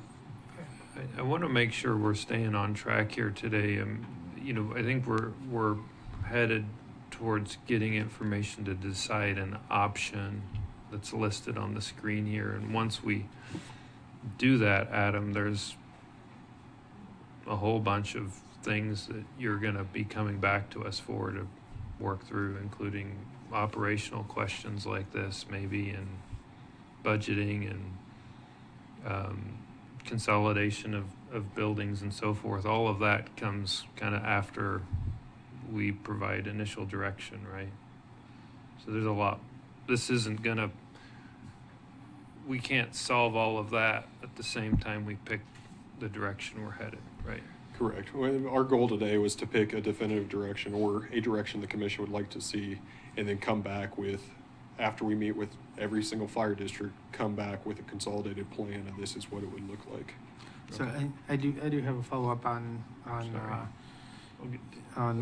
the conversation that just took place that I think is germane to us making a decision. So these properties that are geocoded for the nearest station, et cetera, what are the restrictions in letting us, or in us redrawing the fire districts, so that way there isn't a further, like the closest station is within the district? I mean, would that even be a possibility? Or, because it seems like that would make a lot of sense too. Say that again. So redrawing the fire districts so that the closest engine, so the closest fire district can respond as far as like in being that taxing authority. Yeah, redrawing districts it's an option. It's a different, if it's not in the option of 1 through 5 that were studied, so I guess it would need a little bit more study. There's different sets of legal hoops to jump through because, strangely enough, consolidating is relatively simple because you just merge two. Switching things involves the landowner that you're switching has to be involved and get notice. And I'm not saying it's not possible, but then they look at it because their mill levy changes from one to the other and their fire service changes. So it would be a possible thing to do, but it would have all the options have different pros and cons and different technical things to go through. So possible, just a different analysis we'd have to do. A few years ago, that happened out here in District 2, District 8, Adam, if I remember right. It was right across from Pleasant View. If you see this area on the map, these are joint response areas back in here. There's 3 and 8, there's 4 and 8, and then there's District 2 and Hutch Fire, and those. That those was were quite a consolidated process. district. It was a long process. Commissioner Bogner? Well, budget got mentioned, and from what I'm looking at, or looked at earlier, it's not up now, but some people are going to, in this consolidation deal, will be paying more taxes than they are now. Others will be paying less. And then there's the point about these monies that have already been collected and put away by these individual districts. Those taxpayers put that money in there. What happens to those monies? We consolidate today. Do all those monies that are out there in these capital funds that were raised in various areas, they just go in the hat here? And it just strikes me, it always comes about in the end, who's paying for what and where the money I'm paying is going. And just a couple questions I had, but I guess your thought was, Daniel, that we're not talking about that today. We get the direction and then we figure out what we do with all this stuff. Well, I mean, obviously, you guys can ask any questions you want to. I'm just trying to keep us moving forward. I think in kind of in the same vein as how we've previously interpreted tax money, I would assume that money collected pre-consolidation would need to be used in an effort to benefit that district, even if it's not there anymore. And I would assume that would be our intent. It may be consolidated, but earmarking that for some benefit to the district that paid for it makes sense. So this is one reason why I'm a little apprehensive about how quickly a consolidation could happen, because the budgets are going to get very complicated to get to that end point. But the answer is, of course, yes, the monies taxed in that district in the past would be used for the benefit of that district. But also keep in mind, when we have one district, all the decisions will be benefiting that district. And so, and what that amounts to, and what the idea of it would be, is that there'd be less, the equipment would be available to everyone no matter where it's housed. So a little bit, the question kind of gets to the heart of just changing a mindset of the equipment close to me is mine and the equipment on the other side of the county is someone else's, because we'd be saying, hey, if there's a asset that we need, if it's housed in the north side, it's still available for the south side. It's taken me at least I'm not sure I think I'm still getting my head wrapped around how things function in Reno County. I know when Adam did first bring into me the mutual aid things, it was just overwhelming, because there's so many of these accounting things and legal things that are created that become complicated because we have 8 different districts that have a mismatch of assets and volunteers and territory. So I guess, if the commissioners ever passed a resolution that said on this date we're consolidating, the budgets leading up to that date would have to start dealing with these things in a rational way. Yeah, I think the goal, in my opinion, would be, there's a lot of money allocated to a certain district. The spirit of the consolidation would still be the intention of using it to benefit the district, but that could mean, there may be a building on the other side of that district's line that is supportive of that district. And so when you remove the boundaries and look at it, and I think that's one of the big problems that we've been identified here is that there's kind of arbitrary tax boundaries that make no operational sense today. And so, you know, understanding that somebody paid for it, even if that money goes outside the taxing boundary, like you said, but still benefits them, I think makes good sense to me. And I think some of the frustration is districts that have the ability to do a certain kind of thing, but they have that ability because they've budgeted that way and their taxpayers have paid for it. But then other districts are trying to say, well, come help us with this, and they're getting the benefit of someone else's tax money. That reminds me, just while we're having this whole broad discussion about moving specific properties or redrawing boundary lines. A couple of times in the last year since I've been here, when people have looked at prospective businesses that could show up, one issue that's come up is fire protection and the issue of just wanting the highest fire service rating they can get, and whether or not that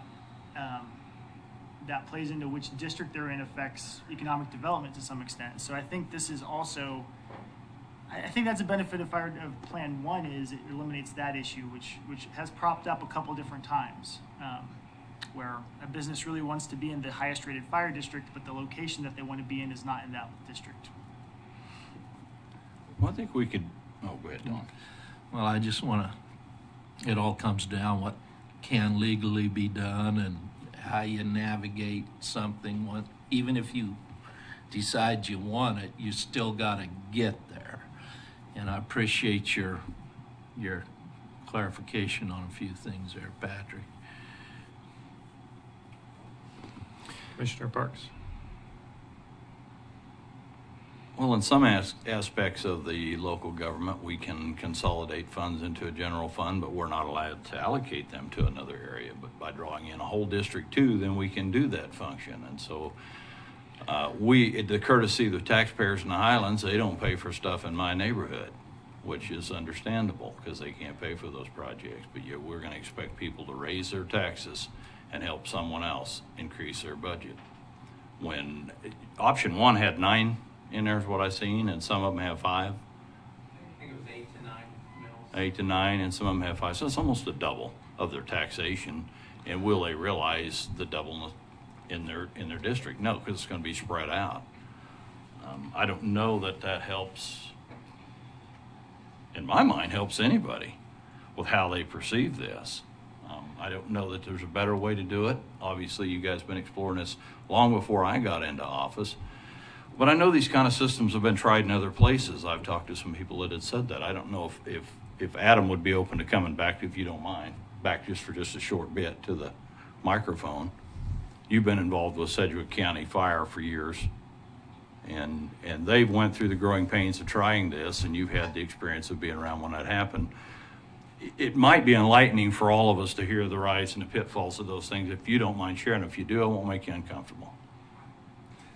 If Chairman, you mind if he comes to the, would you do that for us, please?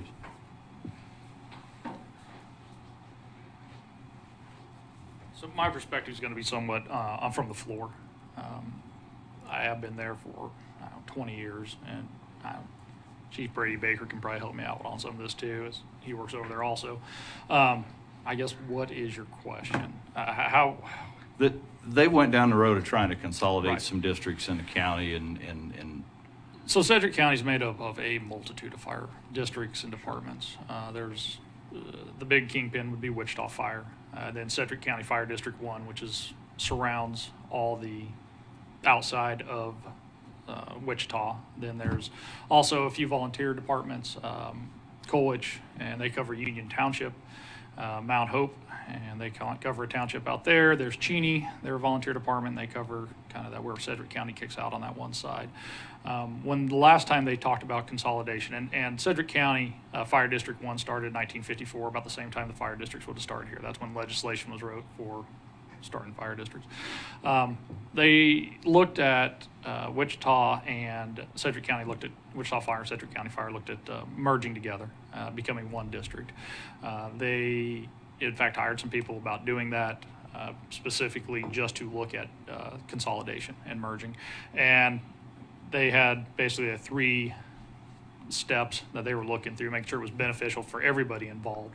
And then the personnel, and I don't have all my notes with me right now, so I'm kind of shooting from the hip on this. And financially, operationally, and personnel, I think were the three things, and make sure it was beneficial for all those, and that it can be proven beneficial to all those, and that everybody, here's what we're going in with, what are we going to come out with, and are we going to come out better, or are we going to just stay where we're at and just spend more tax dollars? Some of the things were consolidated together. There were some administrative things that were kind of merged together, but in the end, there's really, it actually opened up the door for what ended up being now what they're using as a steering committee. I think it'd be my opinion, is that where that progressed from. Consolidation doesn't really help us. We have 8 agreements that we can work with throughout, that cover this nearest unit thing. There's Wichita has what they call a black line that they don't send out, but that's all been adjusted. We've been able to operate. Wichita supplies us with truck companies. Sedgwick County doesn't have to use those. Sedgwick County supplies them more for squad type, medical type calls. So there's kind of this blend between the two of them. It also comes out to an issue that the fire district was a taxing district, whereas the Wichita is a county department. So there's that gray area in there that they are separate entities. So after they went into that, looked into that, there really was no benefit that they could find to actually nail down that this was going to be a cost-saving thing. And then that later come in that some of the commissioners over there started realizing none of us even live in the fire district. How are we even making good judgments, towards this? And that's where the steering committee came in over there, and they've started implementing that and having basically a deeper look into county operations, fire district operations, and gone from there. And so far, it seems to be very successful. So. In your opinion, would you be on board with this decision, this number one, if there was a steering committee in place before we started implementing anything? I mean, to me, it gives the feedback from the community. If we're going to raise their taxes, we need to have input before we do this from them, because yours is going to double. Yeah, I'm going to pay twice as where much, you're at. and I don't see me personally getting any better fire service than we have now. We're talking about pulling the money out of here and spreading the money throughout the county and even apparatus to some point, moving trucks around, however that ends up looking. I mean, there's going to be, obviously, if we come together, there's going to be questions about station location, relocation, things like that.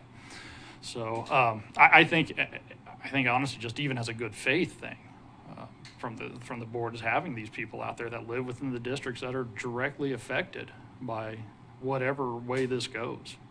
Be it, personally, I'd like to see all the districts have their fire boards. We tried it back in the 80s. There were some issues. I think it's just a lack of knowledge and understanding of state statutes and where those boundaries are, those clear boundaries that say you can go from here to here. This is where you're staying inside. And at that point, then let's say 6 and 7, the 2 fire boards out there say, you know what? I think if we come together, we can do more of an organic approach to consolidation. 6 and 7 comes together and say, you know what? We can work together. Let's work together. And then 6 and 7 says, hey, they come a 4, we can work out something else, maybe 6-4 go together. More of a slower grassroots type consolidation would be my thought on it. But I'm just a taxpayer, so just a guy. Oh my. Yeah. Okay, thank you. It looks like if you were going to District 4, you'd raise your mill levy about 1 mil. And in Joint District 1, it'd be about 2.29 mils. Rick, you've been awful quiet. So I'm going to put you on the spot. Can you justify the increase? How do you justify, not can you, how do you justify telling our patrons out there, and you're in my district, so I'm going to hear about it. Rick Graber, Fire Chief down at Prudy Prairie. We're on the right track. We have to do something. We have to move forward with our service, with our quality of service, with our training throughout the county. I've been doing this for 42 years, and we can't stay status quo. We got to keep moving forward. Technology is changing. We have to stay on top of that. In order for every department in the county to do that, we need to do it as one. So we're all on the same page. We're all fighting the same way. We don't have one department going in fighting it this way, another department going in a structure or grass fire fighting it this way.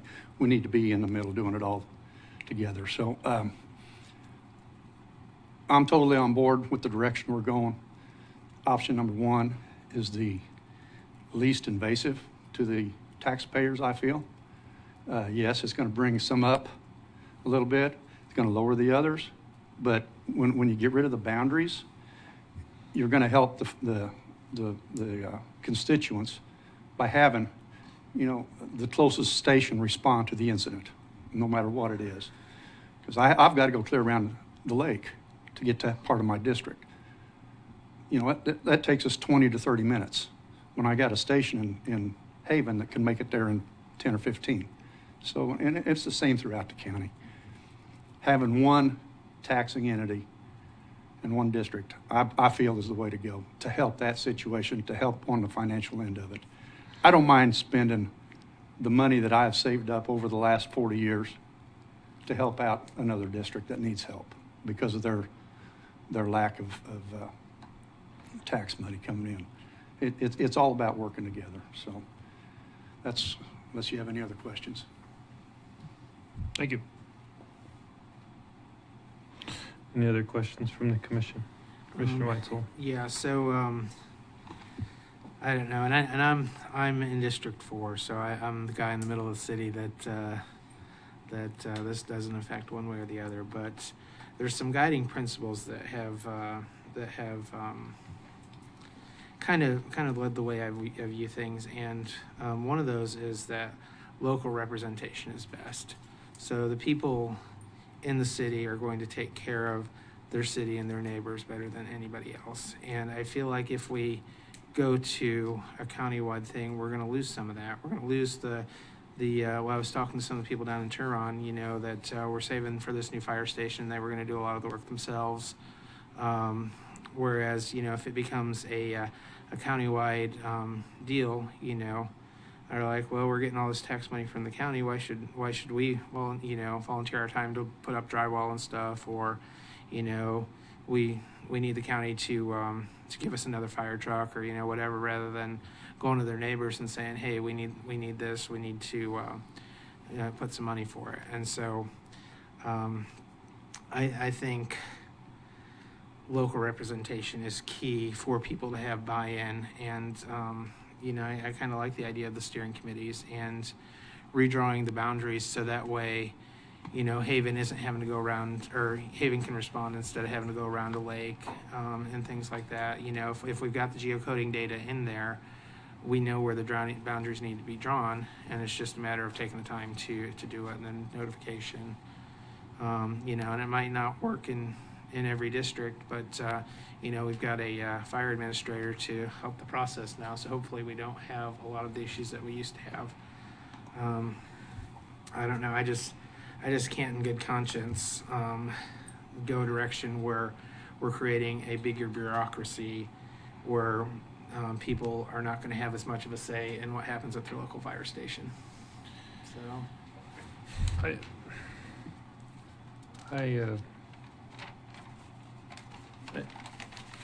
I'm a little concerned that we have taken a lot of effort over many years to address a problem that I think everybody in this room has identified. And the county started that with,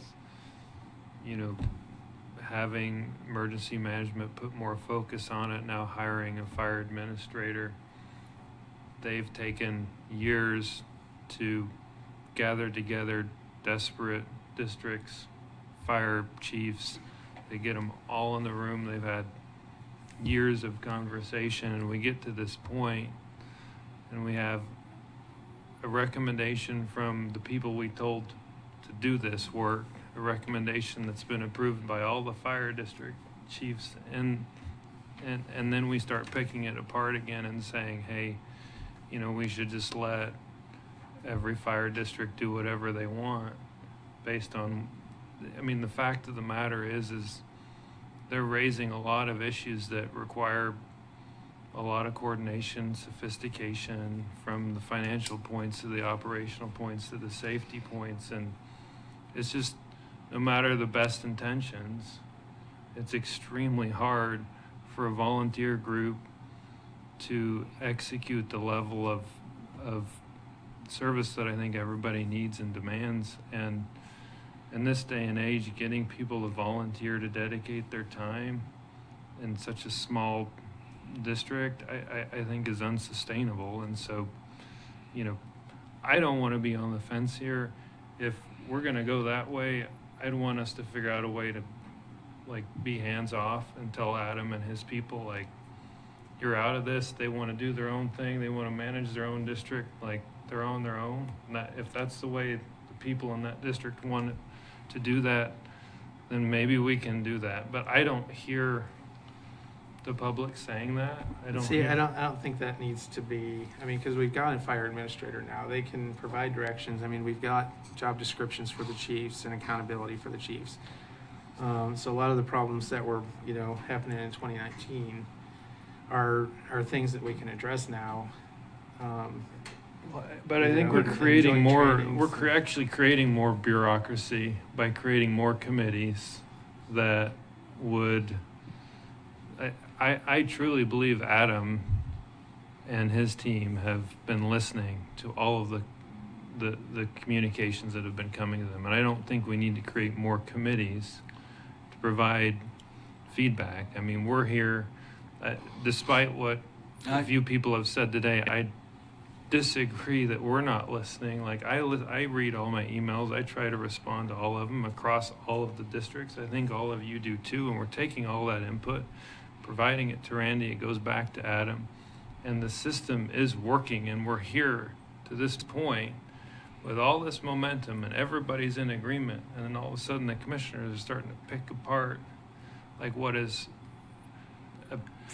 really a miracle that we've gotten all of these districts to agree on something. And so I think it's very dangerous to look back and say, hey, maybe we should think about a different way when they're coming to us all together on this. I agree with you, Commissioner. Excuse me. But Commissioner Friesen, I agree with you. This has been a long process. You've got the people involved that looked at things. I am sure that those fire chiefs, if they thought that they were going to lose some local control, that they wouldn't be looking at option one. If they were afraid of losing some local control, I think they're looking at more of the advantages of how can we be safe to our firefighters, how can we be more efficient in our uses of availability, and how can we save our patrons from a bad fire. I don't think they're looking. I think they would have looked at that. Are we losing control, local control? I don't think it's there. I think the local control is still there on the important parts of it. When we look at the consolidation, if you want to call it, nobody likes the word consolidation, but you're getting rid of those fire districts that are letting, essentially without redrawing any lines. Am I correct? I think I am. That then, therefore, when 911's called in, they're going to call the closest one, and also the others that are involved. So I think they've done a remarkable job of putting this together, and I'm sure that they looked at the potential of losing local control. But I think that any local control that's lost has advantages on what the program they put together. Commissioner Parks. Yeah, you knew I was faunching to say something. I did. I'm hearing all sides of it, and I agree. But then we back up, and we have to back up here just a minute to a prior conversation, whereas we're going to have to, if we pass option one, we're going to have to develop within option one everything that has to be done. And I don't think if we pass it, we can do that without, and I would ask a quick question. Did 100% of the chiefs jump on board with this? Yes, we had and that was a consensus with the people working under you? back to my firefighters, because we were presented with these options at our meeting. We had a good discussion, over an hour worth of discussion about going through the options. But there was no conversation with residents or firefighters out of your district or any other districts with the chiefs making a decision. Well, I could see where that would rub people wrong. Well, And I see a lot of nodding heads out here. So that's why I'm going to be adamant about a steering committee, having some input. If we had to pass this and develop it, it's got to have some input from the people that are going to work the fires. I don't hear anything but concern for their fellow neighbors to take care of them. And in that concern, they're going to share in the cost, they're going to share in the development, they need to share in every bit of this. I don't think they're not buying in, Daniel, at all. I think what we're seeing here is they want to have a little more voice. Throughout the whole course, since I've been in office, I've heard nothing but they don't get their voice heard. And that's something that aggravates me just a little bit if that's actually true. And not for you, Chief, I'm not pointing that at you, but I think it comes from within the county right here that I'm understanding sometimes they don't get their voice heard and they're intimidated to say something. So if that voice ain't going to be heard, I'm going to vote no. But I want to go on board and do some good things for the county, but I think we need to hear from some other people. Did you have something out there that you wanted to say? Commissioner Park, if you don't mind, can we send this back and have these guys meet with the residents and the... Well, I don't have authority to make anything happen, but if you have a suggestion, I'd love to hear it. And, because when you asked them about... Could you want to step up? yeah, sure. Could you Mayor. please come up and state who you are or whatever Daniel needs you to do? Doug Smith, the city of Arlington. When you asked fire chief there, and did he talk to his the got developments under him or the residents? And he goes, no. Again, you know, it's those people who's supporting you guys, who's backing you guys. Right. Most of them work there. You guys work in the community like Al worked for the city. I don't have a problem letting Al go. If he takes off a job, I finish his job. It's no big deal. But you know, these guys like to have some input. When you just ram something at somebody, they're gonna get offensive. It might be something good for them, but if you just throw it at them, they're gonna say, I don't want it, I don't like it, which is natural. That's what I'm saying. If we had an opportunity for these guys to go back and talk to each one of their volunteers or have a community meeting and get input from the residents, it might go down a lot smoother. Instead of just throwing something at me and hitting them. Yeah, and I understand the development, the time it's taken to do this, but I also understand that I wasn't in office when that happened, a few of us. And so we didn't have input until this point in time, and so that's why I want to state some of these comments. Travis. But that's exactly why I read what District 6 and 7 had comments to say, because that was the firefighters themselves that made that decision. Travis has comment. Travis Vogt, County Fire Administrator. I want to clarify something. When we took the proposal and basically somewhat of this draft to the fire chiefs to have a discussion, I think there's been a misconception amongst some fire districts, some community members, reading some of the letters that have come out, that I think there was the perception that a decision had been made. One, that the decision came from me, and so we had to clarify that we put the information together that was requested over the past few years from the board and presented it. And it made its way, the word made its way out, which got everybody kind of in an uproar. The decision already been made, and why didn't we get contacted about it? No decision obviously has been made. Right. And we're just, and as Adam said, trying to be transparent, communicate with everybody so everybody's in the know leading up to this meeting to where we can get some direction. And that's all we're trying to do. And I don't think that necessarily was conveyed the best way in some areas of the county. And I just want to make that clear that that's where we were coming from, because I think some people might perceive that a decision was already made. Like the mayor said, it's being rammed down our throats. That's not the case here. We're presenting options and looking for some direction. Commissioner Bogner. Well, Hang on, Adam wants to. I will mention too that I know 6 of the 8 have taken it to their firefighters, and if there's a decision made or a direction made today, like I said earlier, our goal is to take it out to every single fire district, discuss it with the volunteers that are out there, and get feedback from them so we can guide the program. We're just looking for a direction today so we can come back to you with a more in-depth plan with support of the districts. Commissioner Bogner. Well, going back to people not feeling informed, we've had some problems. How do you inform the public in this day and age? We've had people come up and say, well, I didn't know you passed that resolution. I didn't know I had to do this.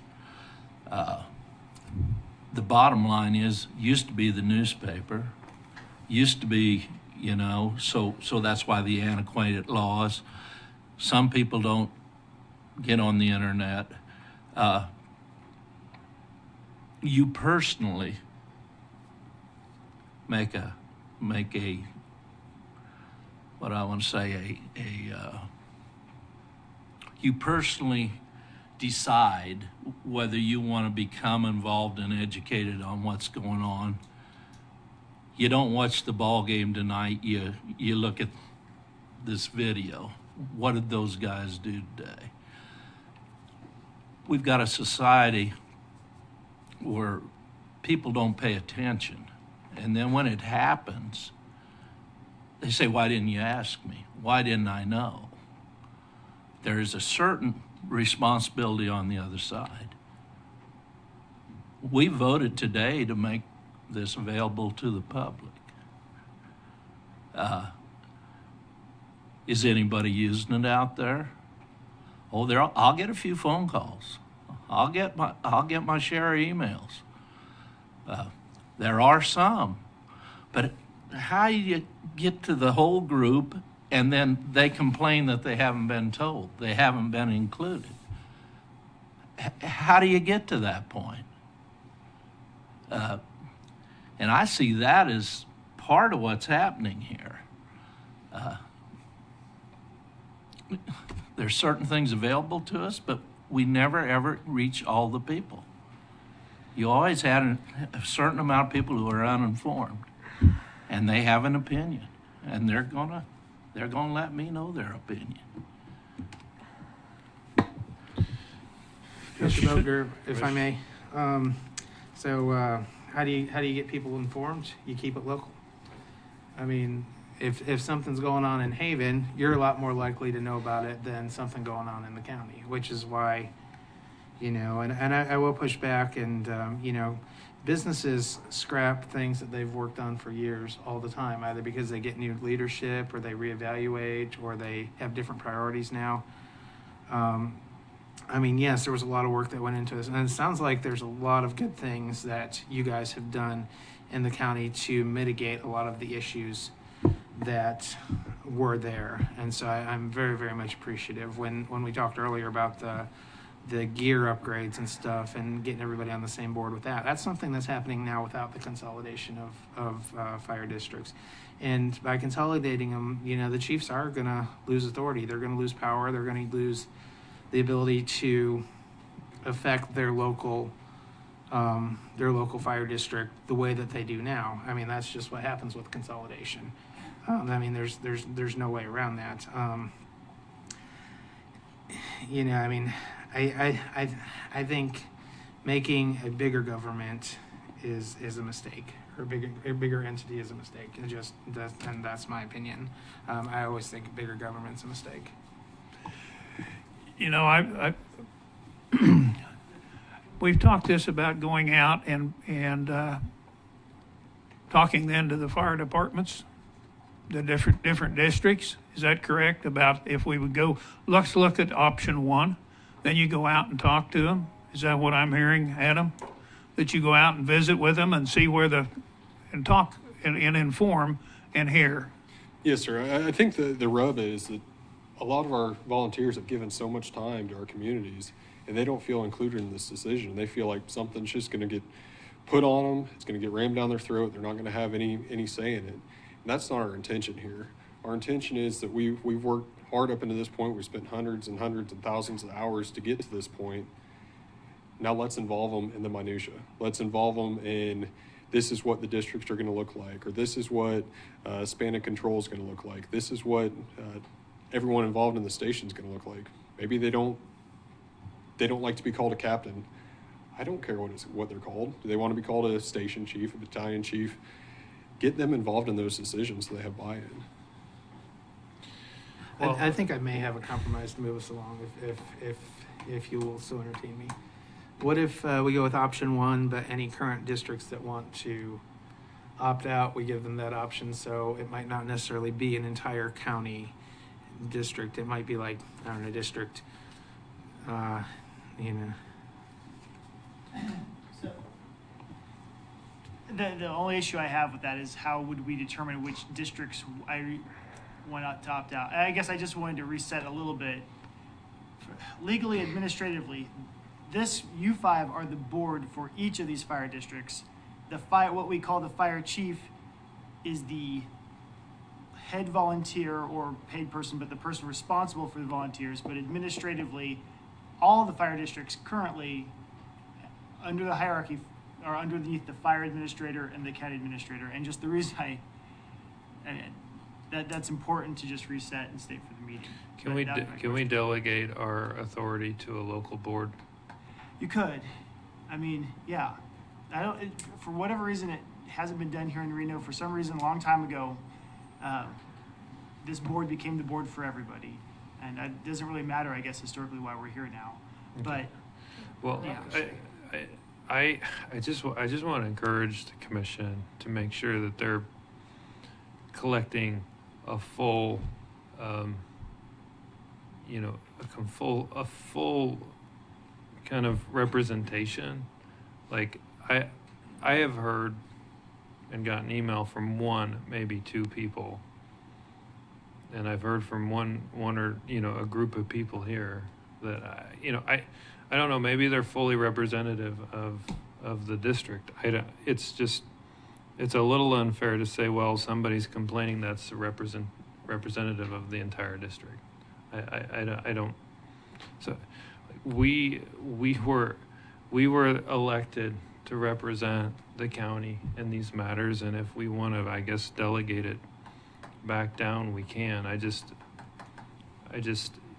We can't delegate our decision making to committees with no authority. Like we were elected to make these decisions, so we got to make them. I know they're hard, and I know it's like sometimes easy to just keep asking for input and put committees together and help us make decisions. But I just go back to, there's so much effort and work, and I think they've done the impossible here, which is bring us something that has strong consensus. And so, this is a study session. We can't really make a binding decision, but perhaps to kind of follow on to your compromise, perhaps what we could do is signal that we're all in favor of one today.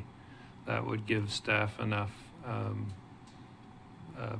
kind of direction to go back and then say, okay, go communicate this, Adam. Like, that's what you said, right? You're going to go educate the districts and their volunteers on the benefits of doing this.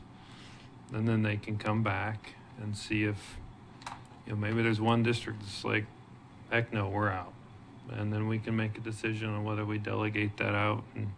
But it's so unfair to keep Adam and Travis on the fence here of like either they're going to, do what they've been told to do, which is coordinate the districts, or they need to be told, like, your hands off on that district. They're gonna be their own district. And so that's my only ask of this board is, like, it's one or the other. We got to get off the fence on this issue. Is that a fair compromise to say, hey, we all think one is appropriate, please communicate back to the districts and their people, and then give us feedback on what that. Well, the only problem with that is, and Adam, forgive me, but you've been up here multiple times today talking about you'll involve them in the minutia moving this thing forward. But yet I think the rub is you haven't involved them in that from the beginning. And that's why I think it's so critical to hear from the citizens, whether we wanted a consensus board or whatever. I understand we're the ultimate fire board, and I get that, and I don't think that we relinquish our power, but there's nothing wrong with having adequate representation. And I think that would be genuinely a help for you to do your job if you had the right representation from them. We all realize in the county, you're not going to receive the same kind of response you're going to get from Chief Beer in the city. It's just not going to happen. The ambulance ain't going to get there as fast. I think they do a fantastic job, but you just have a certain constraint out there, and you move in those areas, you realize you may not have as sharp a service as you're going to have a response with a bunch of fire departments all around town. But the other side of it is we want to streamline that and make it better. And I hear that, but I don't like the language when I say I'm going to include you to help make decisions afterwards. Had they been on the onset, maybe there wouldn't be the rub. And I think that's what I've heard. And you say one email. I've had multiple emails on this, multiple contacts on the phone the last 2 months. And so, this day obviously was going to have some questions for me, because whether it was developed before I got in office or not, I'm hearing firefighters are going to flee if they're not really totally informed as to how this is going to work for them. I mean, they're volunteering, they're not getting paid, and you can't walk out as a county administrator of any point, not you necessarily, Randy, but tell a volunteer what they're going to do. They're a volunteer. You can't walk into a church and fire all the people because they won't get busy and help do mission work. It's an impossibility. It's volunteer help. And so it's the same thing. It has to be treated a little different. And people have to be informed, and they have to be involved to buy in. I would have to. And so that's the reason I'm just stating that position, whichever way we go. I think it is. It has to be, if we're going to do it, it has to include everybody paying their fair share. It's good for some, bad for others. But I think we wouldn't be here today having these discussions had the conversation been early on with those individuals. We wouldn't be looking for a steering committee of some kind. Adam, come up here, make one last pitch of like why this is important and what you're going to do to get this across the finish line. You've heard the major reservation here is that, there's an indication that people feel left out in the process or not communicated with. How can you accomplish that? So we talked about fire boards today. Fire boards were in place. Forgive me, I don't have all the history here. I got a lot of history lessons from Joe O while he was here.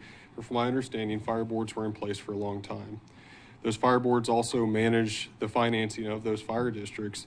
And what happened was there is a fire district that was paying a full-time chief salary and purchasing a whole bunch of vehicles and equipment that was being used by him personally.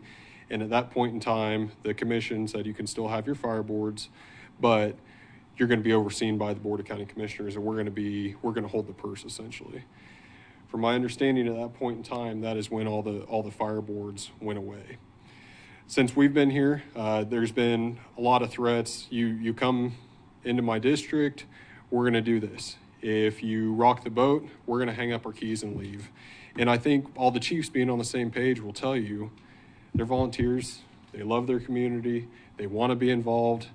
Regardless of what they call themselves, they're still going to want to be a part of that district. They're still going to want to be a part of the fire service.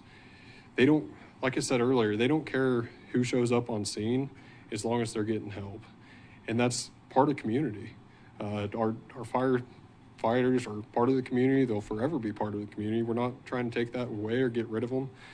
But to get 171 firefighters on the same page, pulling the line in the same direction, saying that anything is going to change would never happen. We would never have gotten to this point. We wanted to put an overall concept together and get the fire chiefs buy-in, because the fire chief in those jurisdictions are usually the most respected person in their community, the most respected person on their fire district. So we thought if we put together a plan, we get the fire chiefs on board, they would have support from their firefighters and from their community because they're respected. So our pitch is to let us run with it. Choose option one. Let us go out and present this to the fire districts. Let us gather all their complaints. Like I told the commission, our goal to present this to the fire chiefs and bring it out to the firefighters was so we'd have a total package. So we could tell you, these are the concerns of the fire departments. These are the concerns of the firefighters on the ground. And I feel like some of them weren't as trusting or transparent with us and went directly to the commission, when I wish they would have talked to us. We could have gone out, we could have met with them individually, we could have met with the districts, we could have brought all those concerns forward to the commission at the same time. We weren't allotted that opportunity. So allot us the opportunity now to choose option one, go out to the fire districts, present this to them, bring you back a plan that is supported by the fire districts as a whole, and take a vote on that. So what you're saying is if we give you consensus today on number one, you're going to go communicate that back to the stakeholders and the districts. Yes, sir. Our plan would be to do a county tour, go out to every single district, invite every single firefighter in the county to those district meetings and present this plan to them, talk about their concerns, document their concerns, and put together a plan with all the details. And if there were districts that were just totally against it, could they stay autonomous? Like, can we put that in the plan that, you know, if say like District 27, which doesn't exist, everybody was against it? That would be completely up to the fire board and legal, but I will tell you, if they decide to defect on their own or whatever they choose to do, the mutual aid or automatic aid that is provided by the county could be limited. So it would be a slippery slope to decide to go out on your own. And can I think this, I kind of want to make this point clear, and it relates to that. You know, no one is, when we say we're choosing option one, no one is irrevocably choosing option one today, obviously. It would just be if you guys want to allow them to develop option one further or not. And if they do develop option one further, maybe along that path there's a 1A and a 1B, where 1A is everybody and 1B is some people, or things like that. Those discussions can still take place because we're not locked in. It's just whether or not, but if the commissioners truly don't want them to develop one, then just tell them to stick to 5. I think we, again, need to be really careful about like what is perceived as representation. Like, we are elected as representation. And you can't have somebody come in and say, hey, I don't like this, and say, okay, well, that represents the whole district. And how do you define, like, outside of a referendum where you actually have the district vote, like, they have a representative. It's right here. Like, that's how the decisions are made. So you can't just say, well, we're going to go have a straw poll in the district, and that's how we're going to make this decision. There's no way to really determine, like you're saying, well, if they come back, who's they?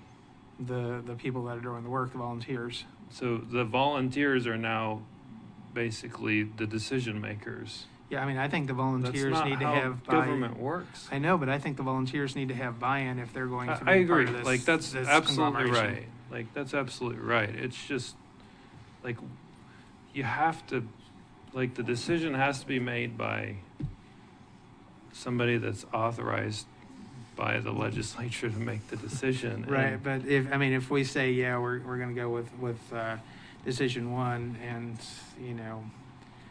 then we are ramming it down their throats, and But how do you determine that? by the people that are volunteering By- at the stations. So I just think there needs to be buy-in from each individual station to join the conglomeration rather than the opposite way. If the chiefs don't have that backing, I'd be really worried. Well, and if they do, then my point is moot. But they're all here. They're like all voting yes, right? Yeah. So then my point would Chief. be moot. Yeah. Gerald Williams with Reno County Fire District 3. I just wanted to clarify what I was told at the meeting where we discussed the 5 plans. We went over the 5 plans. I was told to take the 5 plans back to my body, which I did, and get input from them to return back to Adam and Travis so they could work on the plan. So it wasn't the fact that we were just given this and it was shoved down their throat. There was a process to get input from my body, from my firefighters. I heard a lot of concern that didn't take place, and I can't speak for all the other districts, but I'm pretty sure it was pretty much the same across the board, that input was sought from our body. It wasn't just, this is what we're going to do. This is what we're going to, given this information so we could proceed forward and with input and make it maybe a better plan from that point. Thanks. That helps a bunch. Appreciate that. Is there anyone on the commission that's not in favor of a well-communicated option one that's further developed by the emergency management team.